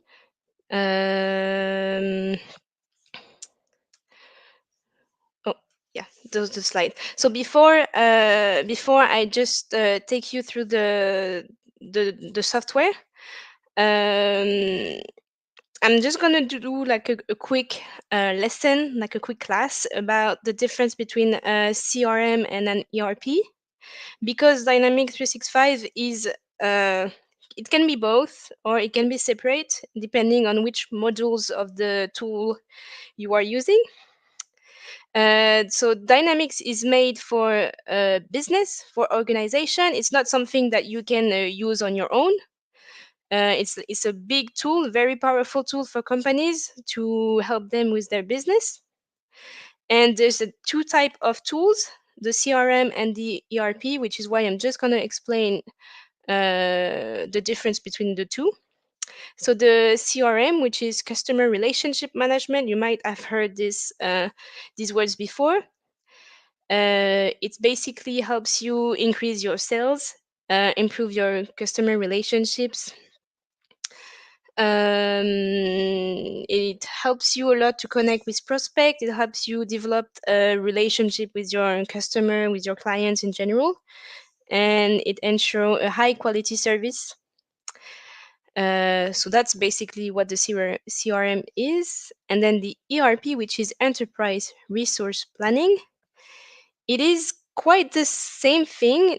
There's a lot of functionality as well, but it is meant for like a way bigger picture. It helps you track with your business processes. You can send alerts across departments, so between sales, finance, legal. Uh, it's meant for like your business as a whole. You can plan a strategy. It helps you process orders. You can do supply chain with it. You can manage payroll. You can do many things. So it's very large. So how can we choose between the two? How can we differentiate them? If I might be wrong, but if we can like resume or sum up what I just said, is that the customer relationship management is really more specialized in customer relationship, creating a relationship with the people you are sending your product with, and it's supposed to be designed for smaller companies. Whereas the enterprise resource planning is basically just bigger, and the goal is to like reduce the cost of your company in general, without taking really care of your relationship and your feelings with your customers, etc. So that's basically the difference between these two tools. And so Dynamics offered both solution. There's different modules which I'm going to explain to you right after that. So you can either take all of them and you will have a full ERP, full working ERP, or you can just pick some tools and have either one or the other. And then Microsoft offer everything. um, on my side, I am more specialized in the CRM part, so the part on the left and not on the right. So I'm not gonna mention the ERP side, so the finance and retail and supply chain. I'm not gonna talk about that because I'm not familiar with this part. I'm just gonna take you through all these 5 modules of the CRM. And if I can just add that in general, both CRM and ERP works with other common solution that Microsoft offer, which you might have heard about, which is basically the Power Platform, where you can find Power BI for analytics, dashboard, etc. Power Automate to create workflows, Power Apps to create apps, Power Virtual Agents for bots and stuff like that. You might have heard or may not, but these tools works uh, with um, with Dynamics in general. Now that this is clear, I'm gonna take you through the CRM. So the CRM is composed of 5 modules, which is sales, marketing, customer service, field service, and project operation. And I'm gonna explain to you a little bit what each modules means and what it is for. So the first module, which is the marketing module, the marketing module focused. It's here to focus on the customer journey in general.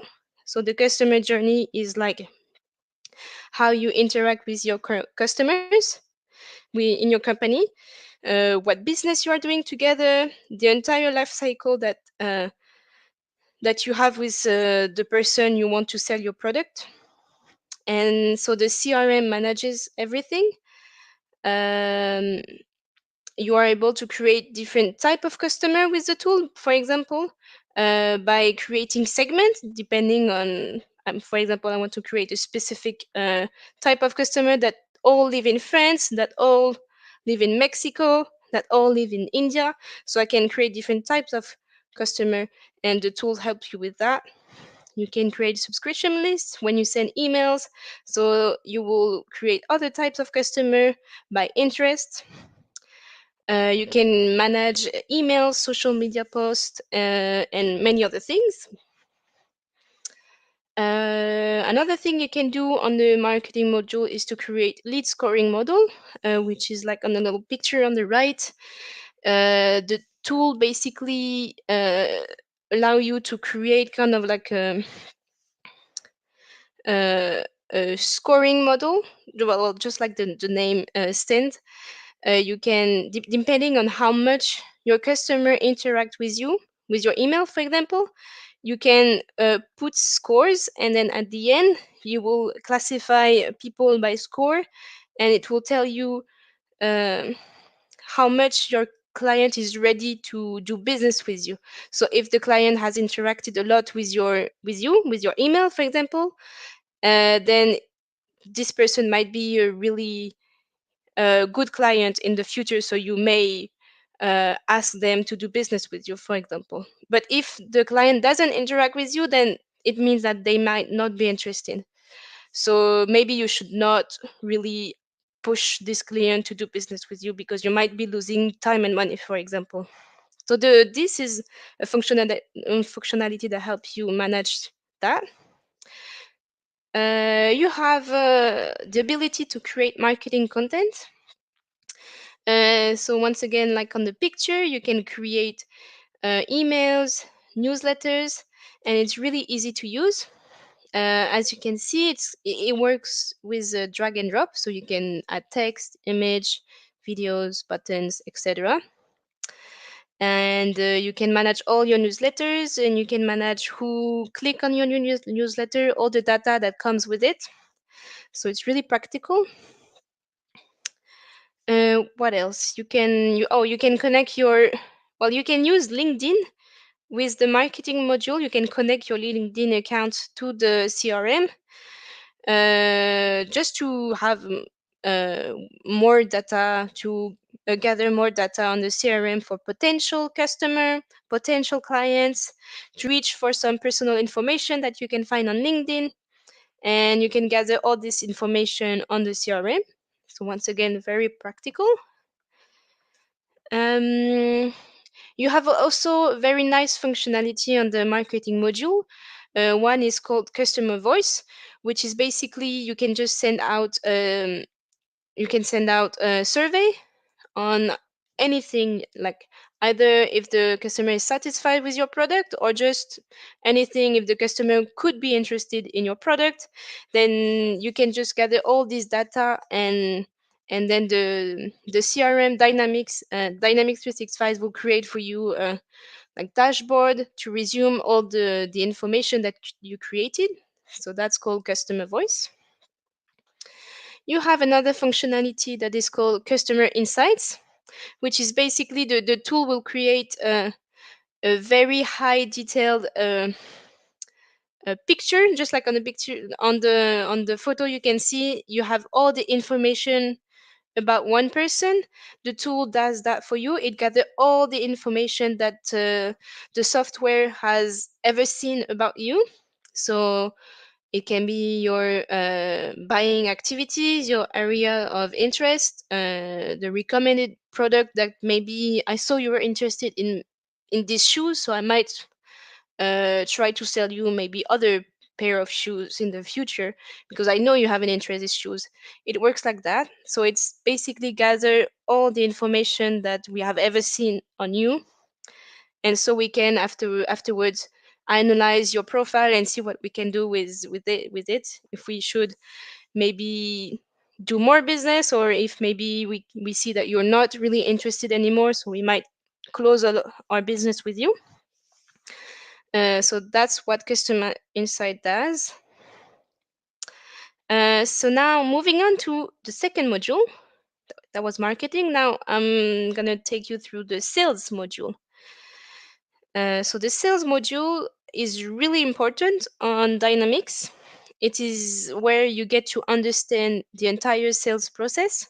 So from the beginning to where you potentially find a new customer, a new client, to when you close the deal with them, when you actually sell something to them. So it helps you understand at what stage you are, and helps you in general close deal more rapidly. So as you can see on the little image, you can see like I have a person. The person might either not be interested or be interested, And if the person is interested, it will create an opportunity on the software. On Dynamics, you will have all your open opportunities, which means that this is all the people that might be interested in your product. And then you can fill up some form, like more detailed information about this person. And then let's say I want to sell shoes to to this person. I'm going to create a quote for the shoes, and if the person accept the quote, then we can create an order, and etc etc. Then I'm pretty sure you understand the process. So all of that will be explained on the software on Dynamics, and it just helps you with all this process. It helps you see where you're at with this person. You can manage different accounts at the same time, etc. It's really really big, really powerful. um, Sales module. Oh yeah, so like I said, it helps you with opportunities, but also like gather information about this person. So let's say you have a meeting and you receive a business card, then what do you do with this business card afterwards? Well, you can enter this business card on the CRM, and then they will give you recommended action, for example, to call them. If you have any notes from the call, then you can add your notes on the software, and it just keeps trace of everything from beginning to end. So this is what it will looks like. This is Dynamics for sales. This is what the interface could looks like. So you have a trace of your phone calls, your emails. You have a summary of what the person, who the person is, what the person is interested in. Lead scoring, which I just mentioned before. So if this person might be a good person to sell product with. And then you have the business process flow. So this is a Microsoft vocabulary. The business process flow is basically just these little dots on top, red and white.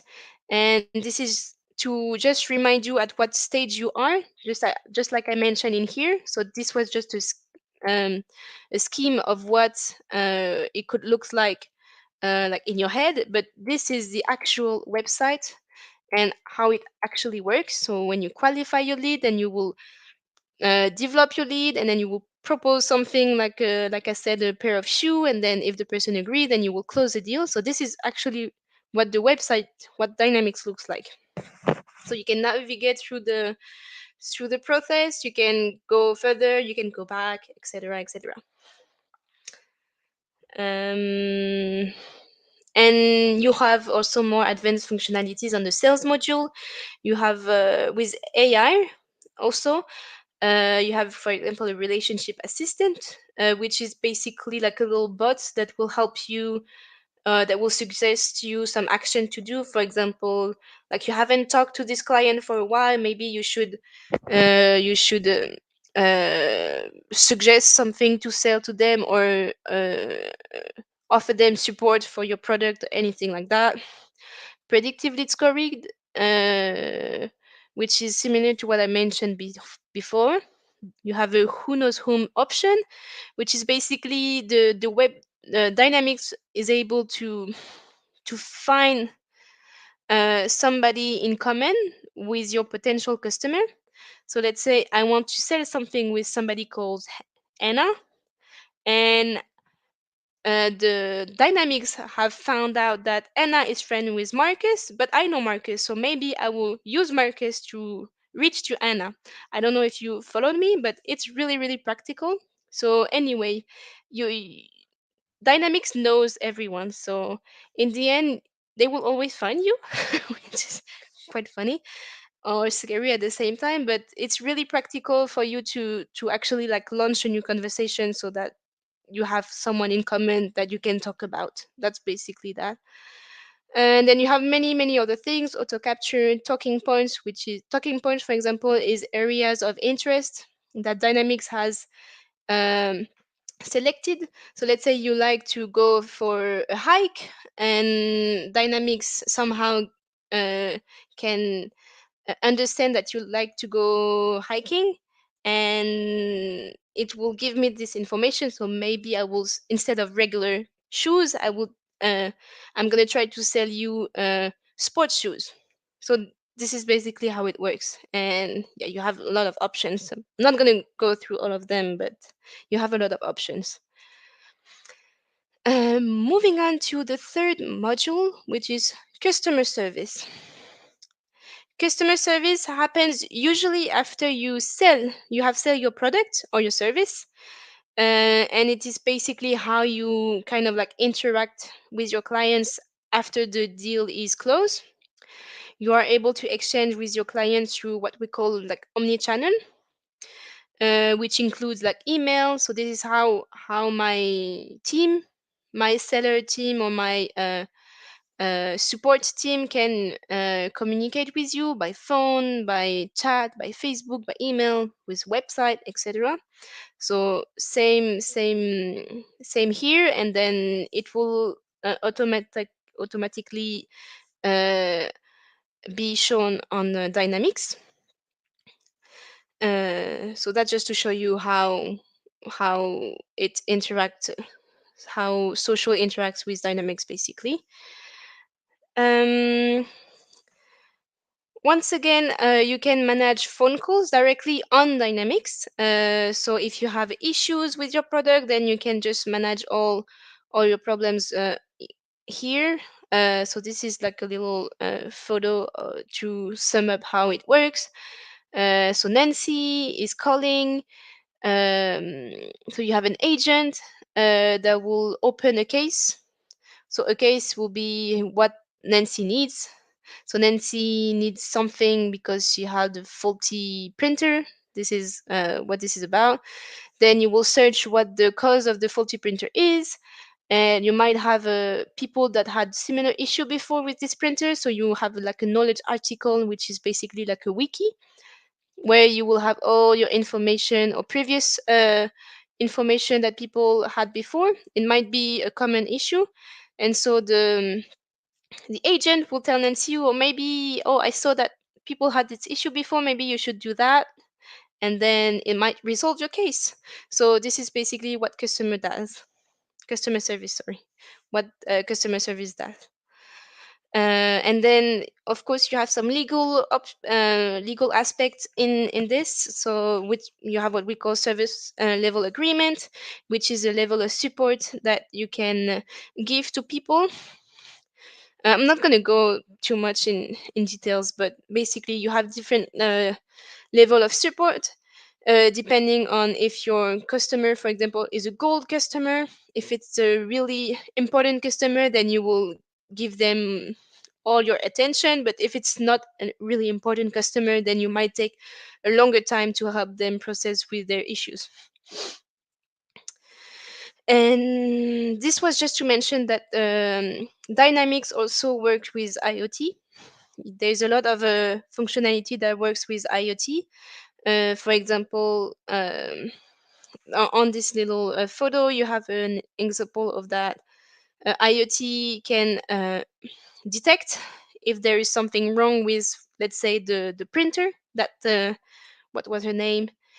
That Nancy bought my printer, and I can detect with IoT that the printer has something wrong with it, that there is an anomaly. So I would just beforehand send my agent to fix the faulty printer, so that Nancy will be happy, because we all want Nancy to be happy. So that's basically how IoT works. Moving on to the fourth module, which is project operation. Project operation helps you manage project, like the name mentioned. So just like you sell product with the sales module, here you sell project. Very simple. Once again, from the beginning of the sales process to the end. So once again, you have the life cycle here. Not gonna go too much in details with that. So project operation just helps you manage the project life cycle to It takes care of resources and delivery and everything that you forgot in your project. The project module will think about it for you. So once again, you have also like a life cycle to follow, and the module helps you manage every stage of the project you are selling. So from quote to plan to deliver to complete to close, everything. Yeah, well, yeah, it's kind of the same. Yeah, it's the same. So I'm just gonna move on. So like I mentioned, it helps you keep track of expenses. Like here on the photo, you can see every expenses are mentioned, so you don't forget anything.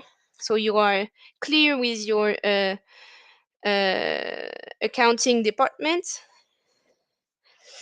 Um, it helps you manage your resource.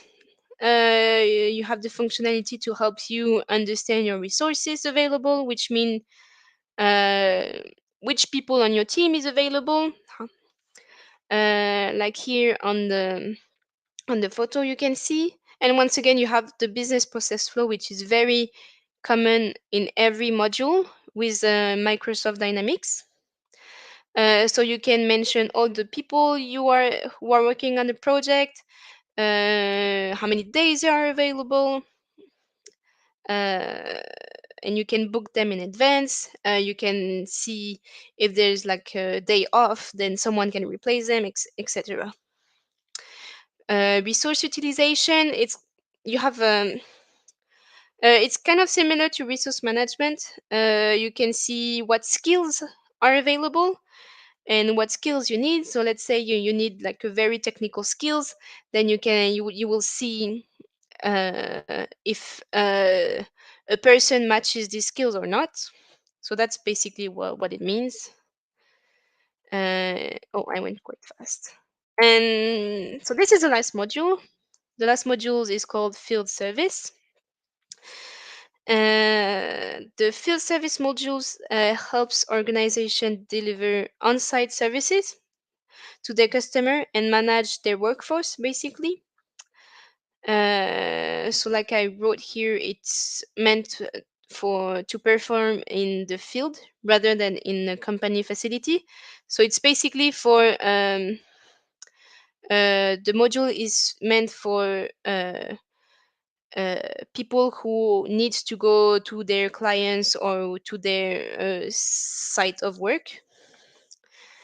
And once again, you have a life cycle. The module helps you follow the people you are sending on the field, what they do on the field, what they need on the field, when they arrive, when they leave, etc. So you can when you need someone on the field, you have what we call a work order. This is once again Microsoft vocabulary. I'm I'm not going to tell you all the vocabulary. I don't even know all of it, but basically this is when you need someone to go on the field. You will mention on Dynamics who is the client, what they need you to do, what type of incident it is, and yeah, you can do anything on the website. And and you can also customize the interface. So you can, like, if you, let's say, I don't want the timeline, I don't care about that, I want to do something else, then you can customize the website as you like, and it's actually really easy to customize. What else can you do? You can schedule and you can manage the schedule of each people that you need on the field. So like here on the picture, you have like a schedule. You need to be here and then you need to be there. And so you can manage people's schedule like that. And then you can also, well, if you are efficient, you will kind of gather where you need people to go by location, so that you save time. So I think the pictures talk for itself. Just basically how you can be the more productive, how you can work in the more productive way. You have also, it's really important in the field service, you have inspection service. So once the person is done taking care of the incident, so let's say we had to fix Nancy printer, then once the person is done checking Nancy's printer, then the person will need to fill up an inspection form, which is mandatory to like to just prove that person was there, what the person did. You can take picture, so like take the picture of the printer to also for your company knowledge. Like if it's a recurrent problem with the printer, then you can take the picture of the faulty tech that was in the printer, so that you know in the future that you will use another piece to fix and avoid any future problem with the printer. So that's basically what it does, and it's on your phone. So Dynamics works with your phone, especially with agents that need to go on the field. Oh well, I have added this photo before, but that's just to remind you that once again, every time somebody goes on the field, it follows a really detailed process, a life cycle. So it's just to like show you how precise and how detailed Dynamics is. So like you can go wrong with it. Uh, oh yeah, you can also follow with the field service your warehouse and your product management. You can take care of that. So let's say you go to Nancy to replace a faulty piece of the printer. You might not have the piece in your inventory anymore, so you might need to go to the store and buy this a new piece, but you don't want the guy to buy him with his own money. So the Dynamics will take care of mentioning who bought what and what inventory needs to be updated, etc., etc. If you need a truck to go to the place you need to be, etc. So it takes care of everything you need when it comes to asset management. Oh yeah, so that was just to show you, like, if you need to purchase like a piece of product to do your intervention, then once again you will have all in details what you need to buy to perform your intervention in the best way possible. So that was it basically for all the 5 modules. So I'm just gonna go back to remind you what the modules were. So we talked about the sales module, which is to help you improve your sales in general, helps you through the process from uh, giving your clients recommendation on what to buy until closing the deal with your client. We talked about the marketing module, which is to like create campaigns, send campaigns, gather data about people. We talked about the customer service, which is how you can support your customers once they have your products, how they can reach out to you, what level of service you can offer them. And then we talked about, in the right order, we talked about project operation, which is basically when you are selling project and not a product to you customers. It helps you help them to sell the project, and it will guide you in every stage of the project and what you need to do, etc. And finally, we talked about the field service, which is when you need someone to go, like an agent to go on the field. It helps you follow your agents, follow their schedule, follow the skills you need on the field, and if you need to do asset management, inventory adjustment, etc. So that was it for the CRM part. I'm I'm just gonna show you very quickly how you can create an account. So you are able to create a trial environment if you want to. So you will just need to go on, like, you go on Dynamics free trial website, and it will open, it will directly take you to the right page, and then you can click on the button try for free. And then you will need to set up a new email address for the environment. You cannot use your personal email address, it won't work, neither your work address.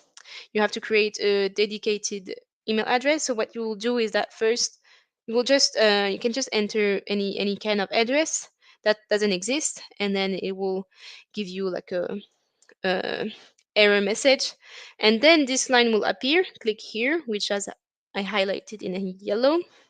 You will need to go there to actually create your new email address for your environment. So you will click here, and then you will need to fill up all the information. You have to put your personal information. You will need to put your number. You have to put your own number because it will it will text you a code. So you need to put a real phone number, otherwise it won't work. And then you will just follow the steps until the end. So then you will need to name your environment. You can put a region, and then you have to. There's like few things you need to think of. So this is in French. It might not be really helpful, but there you will have multiple options, but you have to use the sandbox. So sandbox, you might be familiar with this name with Microsoft, especially with Microsoft Learn, which is where it gives you like a fake environment to work on. So this is what you want. You want the sandbox. And then here you have the option to either upload your own database, but usually when you discover something new, you don't really go around with your own database. So I will suggest you to say that you don't have a database, so it will give you false data, and it will be way more easier to work with. So you will be able to navigate through the modules and have actual data in it. And that's pretty much it. Once you click on save and OK, then it will create your environment, and you can manage everything from this website. So here, for example, you can see this is where my environment was. I called it demo Microsoft and Student Ambassador, and it's on admin power platform microsoft.com. So that's pretty much it on how you can set up your account. I know that sometimes it doesn't work. Someday it does, someday it doesn't. If you want to do it and it doesn't work, you can just reach out and we will see what went wrong. But it just depends on the day. But I highly suggest you do that because you can navigate through everything, every module, and it's really nice to see what the interface of Microsoft Dynamics 365 actually looks like. Oh yeah, so once you are done with filling up all your information, then it will create a link, and this will be the link to your Dynamics environment. So you just have to click, and it will open Dynamics. And this is what the modules look like. So you have you can custom your own modules, which is what we do with clients. For example, in my company, uh, I'm working with a client and it needs to customize the interface. So we will just go with this one to customize. But you can also use as it is, as Microsoft offered to you, because it is actually really complete. You don't, beside any special need, you might just go with what Microsoft has to offer. So you can go to the connected service, customer service, sales hub, etc. So these are all the modules that I just explained to you. There are some other things that I'm not sure what it is, but you just go to the modules that we know. So sales, customer service, etc. So that was it on how to set up your trial account. And now I have just added to conclude this session, I have just added some information on where, if you want to learn more, you have to know that there's a lot of content on Microsoft Learn. You have a lot of learning paths. So I have added here the one, if you're interested in the CRM one, which is the 5 modules that I basically just mentioned. Or also if you're interested in learning a little more, then you have also the ERP one, which might be a little longer, but yeah. So you can find a lot of things. You can find both. And there's also some certification, some fundamentals certification with on the dynamic subject. So you have once again the CRM one, which is MB 910, and then if you're interested in the ERP one, you have the MB 920. I think that was it, and I can just show you very quickly. Oops, what am I sharing? Oh, you might not be able to see this screen. Oh yes, it does actually work. It's just slow. So yeah, if you're interested in the dynamic subject, so with certification, you have the fundamental certification, which I just mentioned, which are pretty easy. You don't need to be like a real expert to do this certification. And then if you're really interested in the subject, which is really good, I highly recommend you to take a deep dive in the subject. Then you have more specified certification that you can work with, that also works with the Power Platform, like I mentioned, because they use the tools. I mean, everything is connected in Microsoft in general. So yeah, that was it for me. I think I'm done. I haven't checked the time. I don't know if I'm good on the time. I think that's it. So if you have any question, feel free to ask, and feel free to reach out to me later, and we can discuss anytime if you want to learn more about dynamics. Thank you so much.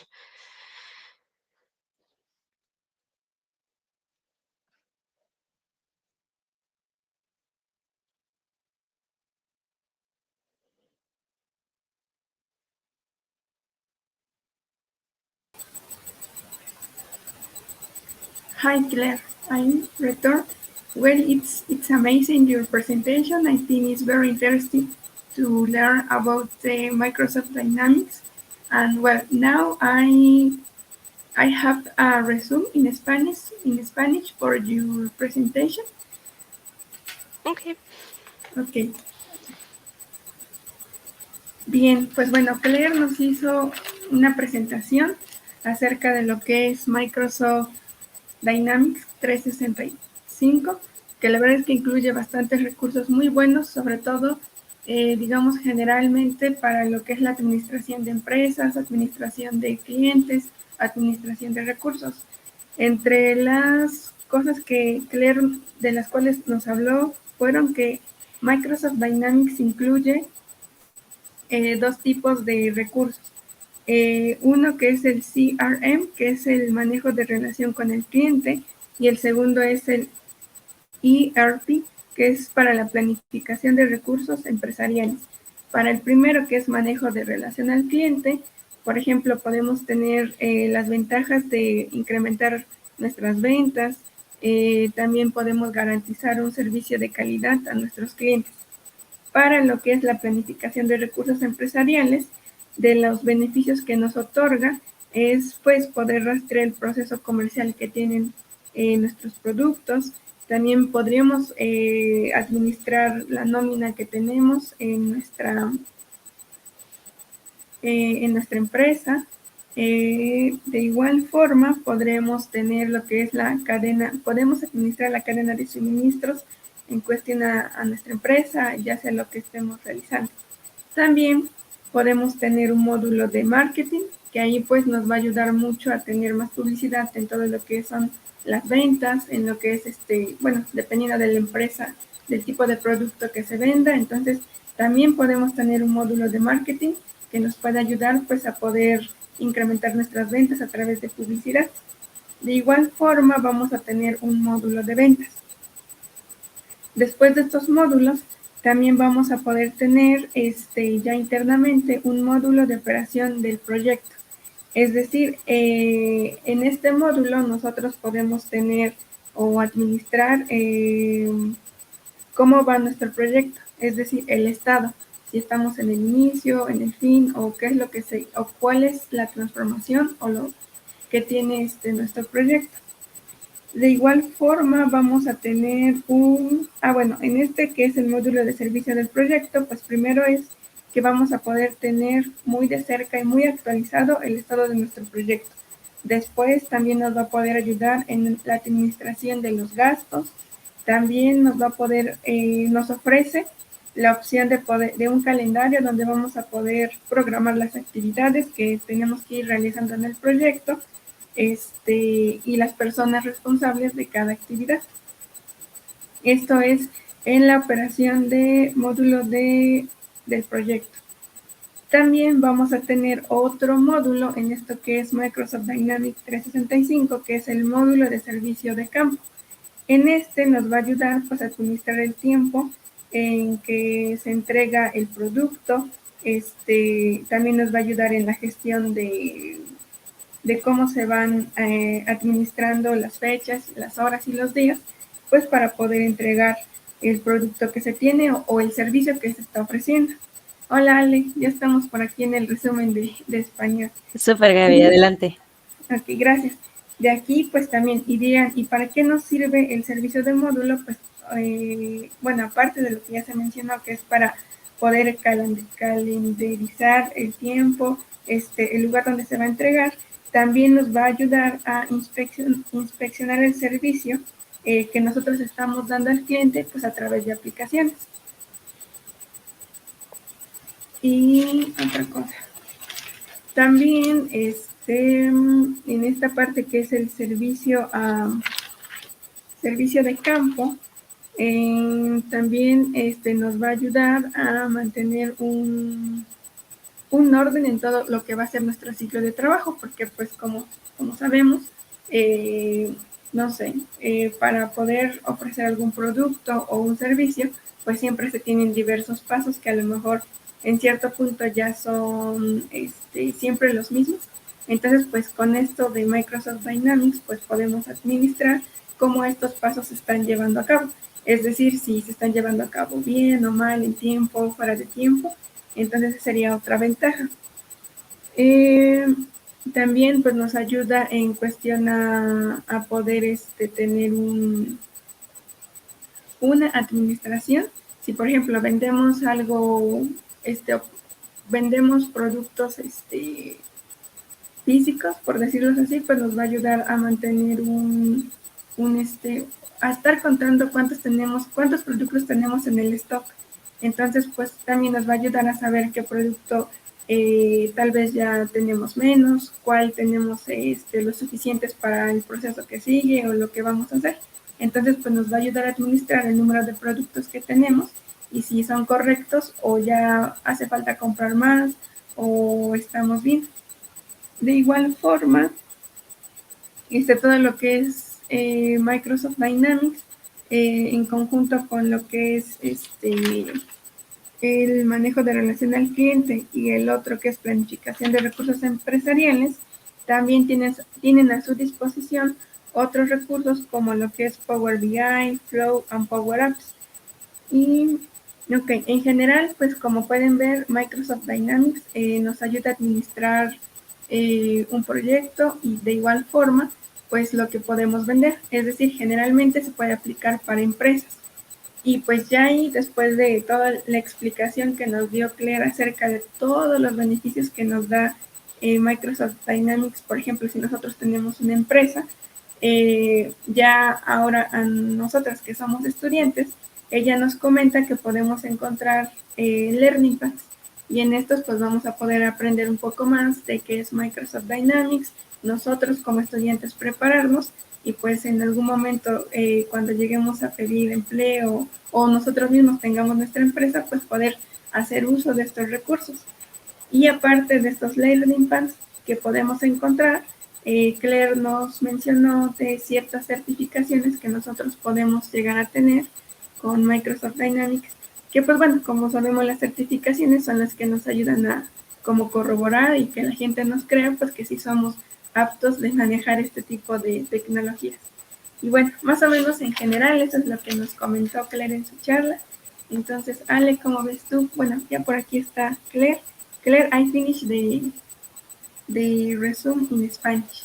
Yes, thank you, Claire. Y también muchas gracias, Gaby, por el resumen. Yo creo que es una solución muy completa y qué padre que siempre dentro de Microsoft Learn podamos encontrar como todo el soporte, investigar y aprender un poquito más sobre todos estas soluciones de Microsoft. Entonces me parece excelente y súper buena la charla, Gaby. También muchísimas gracias por el resumen.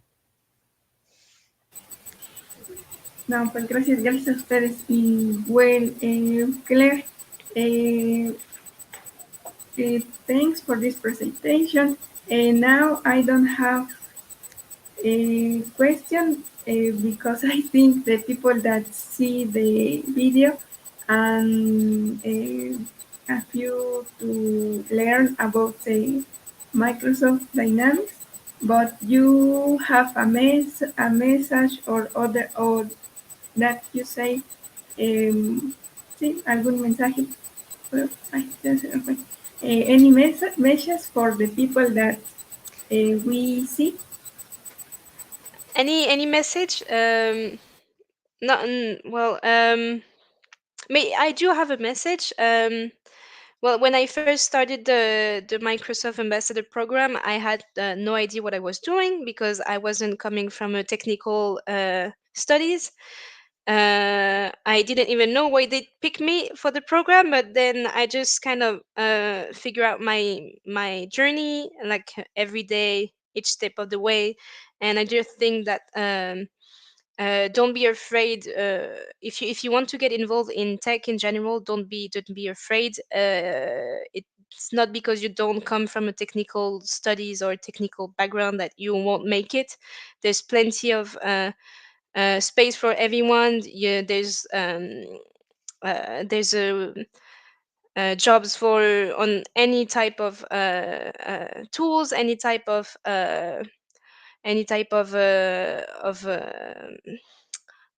it's the end of the day. It seems like I can't find my words now. Don't worry, Claire. It's Thank you just so much for the message. yeah, Yeah. it's for everyone, and even me. Like I didn't know dynamics, but it's actually for both. It's for technical and functional. So if you want to get involved, just go for it, and you will find what you're seeking for. So that Okay. was the message. Thank you so much. Bueno, lo que Claire quiso hablarnos un poquito es que ella no viene como de un background tecnológico técnico muy fuerte. Sin embargo, cuando ella entró aquí al programa de MLSA, pues nos cuenta que no sabía qué es lo que estaba haciendo, ¿no? Pero creo que eso nos ayuda mucho el programa, nos brinda los recursos para aprender. Y bueno, hoy en día Claire está compartiendo con nosotras y dándole esos consejos que no permitas que el no venir de este background te impida pues esforzarte, aprender y demás, porque claro que se puede y hay infinidad de soluciones, infinidad de tecnología y recursos para que tú puedas pues aprender, ¿no? Entonces es un poquito a grosso modo el mensaje de Claire. And again, thank you so much. Thank you. Okay, thank you, Claire, for your accepting in this workshop. I really happy for your visit in Women Meet by Tech, and thanks because your workshop is a great, and I think the people learn very much. Well, thank you so much for having me, and good luck with the rest of your workshop. And once again, well, thank you. Muchas gracias. Buena suerte. Muchas gracias, Claire. Have a good night. Bye. Bye bye. Gracias. Goodbye. Thank you.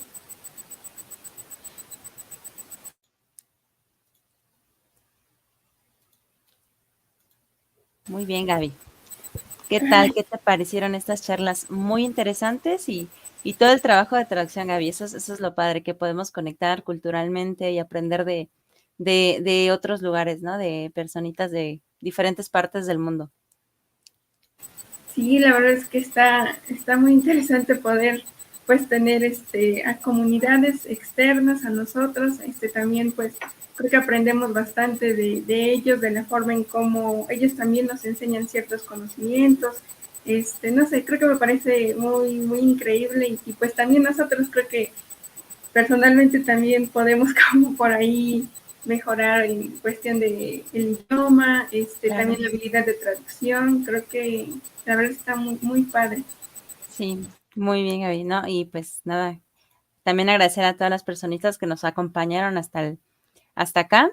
De verdad que sin ustedes sería imposible esto. Muchas gracias por acompañarnos y por compartir un poquito también con nosotros de diferentes tecnologías y pues sobre las áreas de inteligencia artificial, ciencia de datos, que fue la temática de esta temporada. Gracias a ustedes.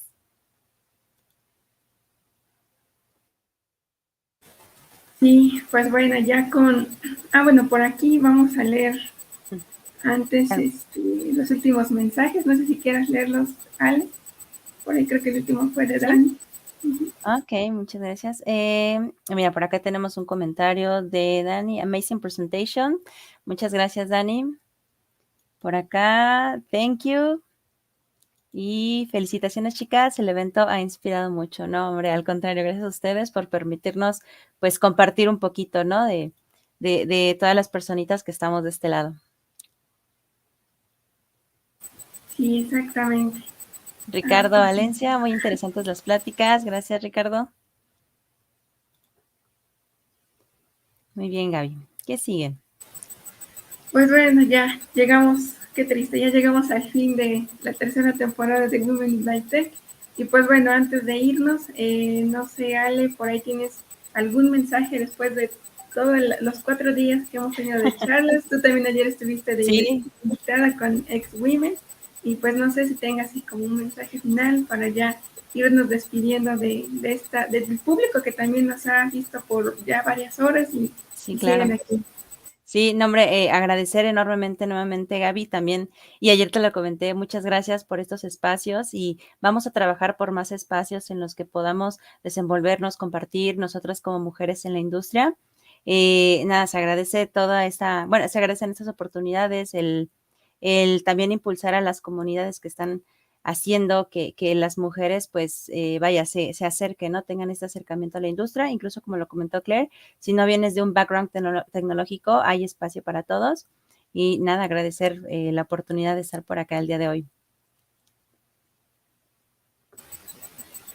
No, pues igual gracias a las personas que nos ven, que creo que como dices tú, aprovechan estos conocimientos y charlas, porque pues no solamente es como la cuestión, digamos, en conocimientos, sino que a veces también el hecho de poder escuchar a otras mujeres que nos inspiran y que cómo nos inspiran, pues a través de lo que ellas han vivido, ¿no? A lo mejor el cómo, por ejemplo, ustedes ayer nos comentaban cómo viven los hackatones, a lo mejor muchas veces muchas mujeres, yo sé que, o chicas, sí tienen esa cosquillita de yo quiero participar, exacto. ¿no? Pero es como, ¿cómo voy a estar? ¿Qué voy a hacer? Pero ya escuchándolas, pues ya tienen como esa perspectiva de más o menos cómo va a ser su proceso. Claro que todos los procesos son diferentes, ¿vale? Lo importante es querer hacer las cosas y, bueno, salir un poquito ahí de nuestra zona de confort porque todos tenemos la capacidad.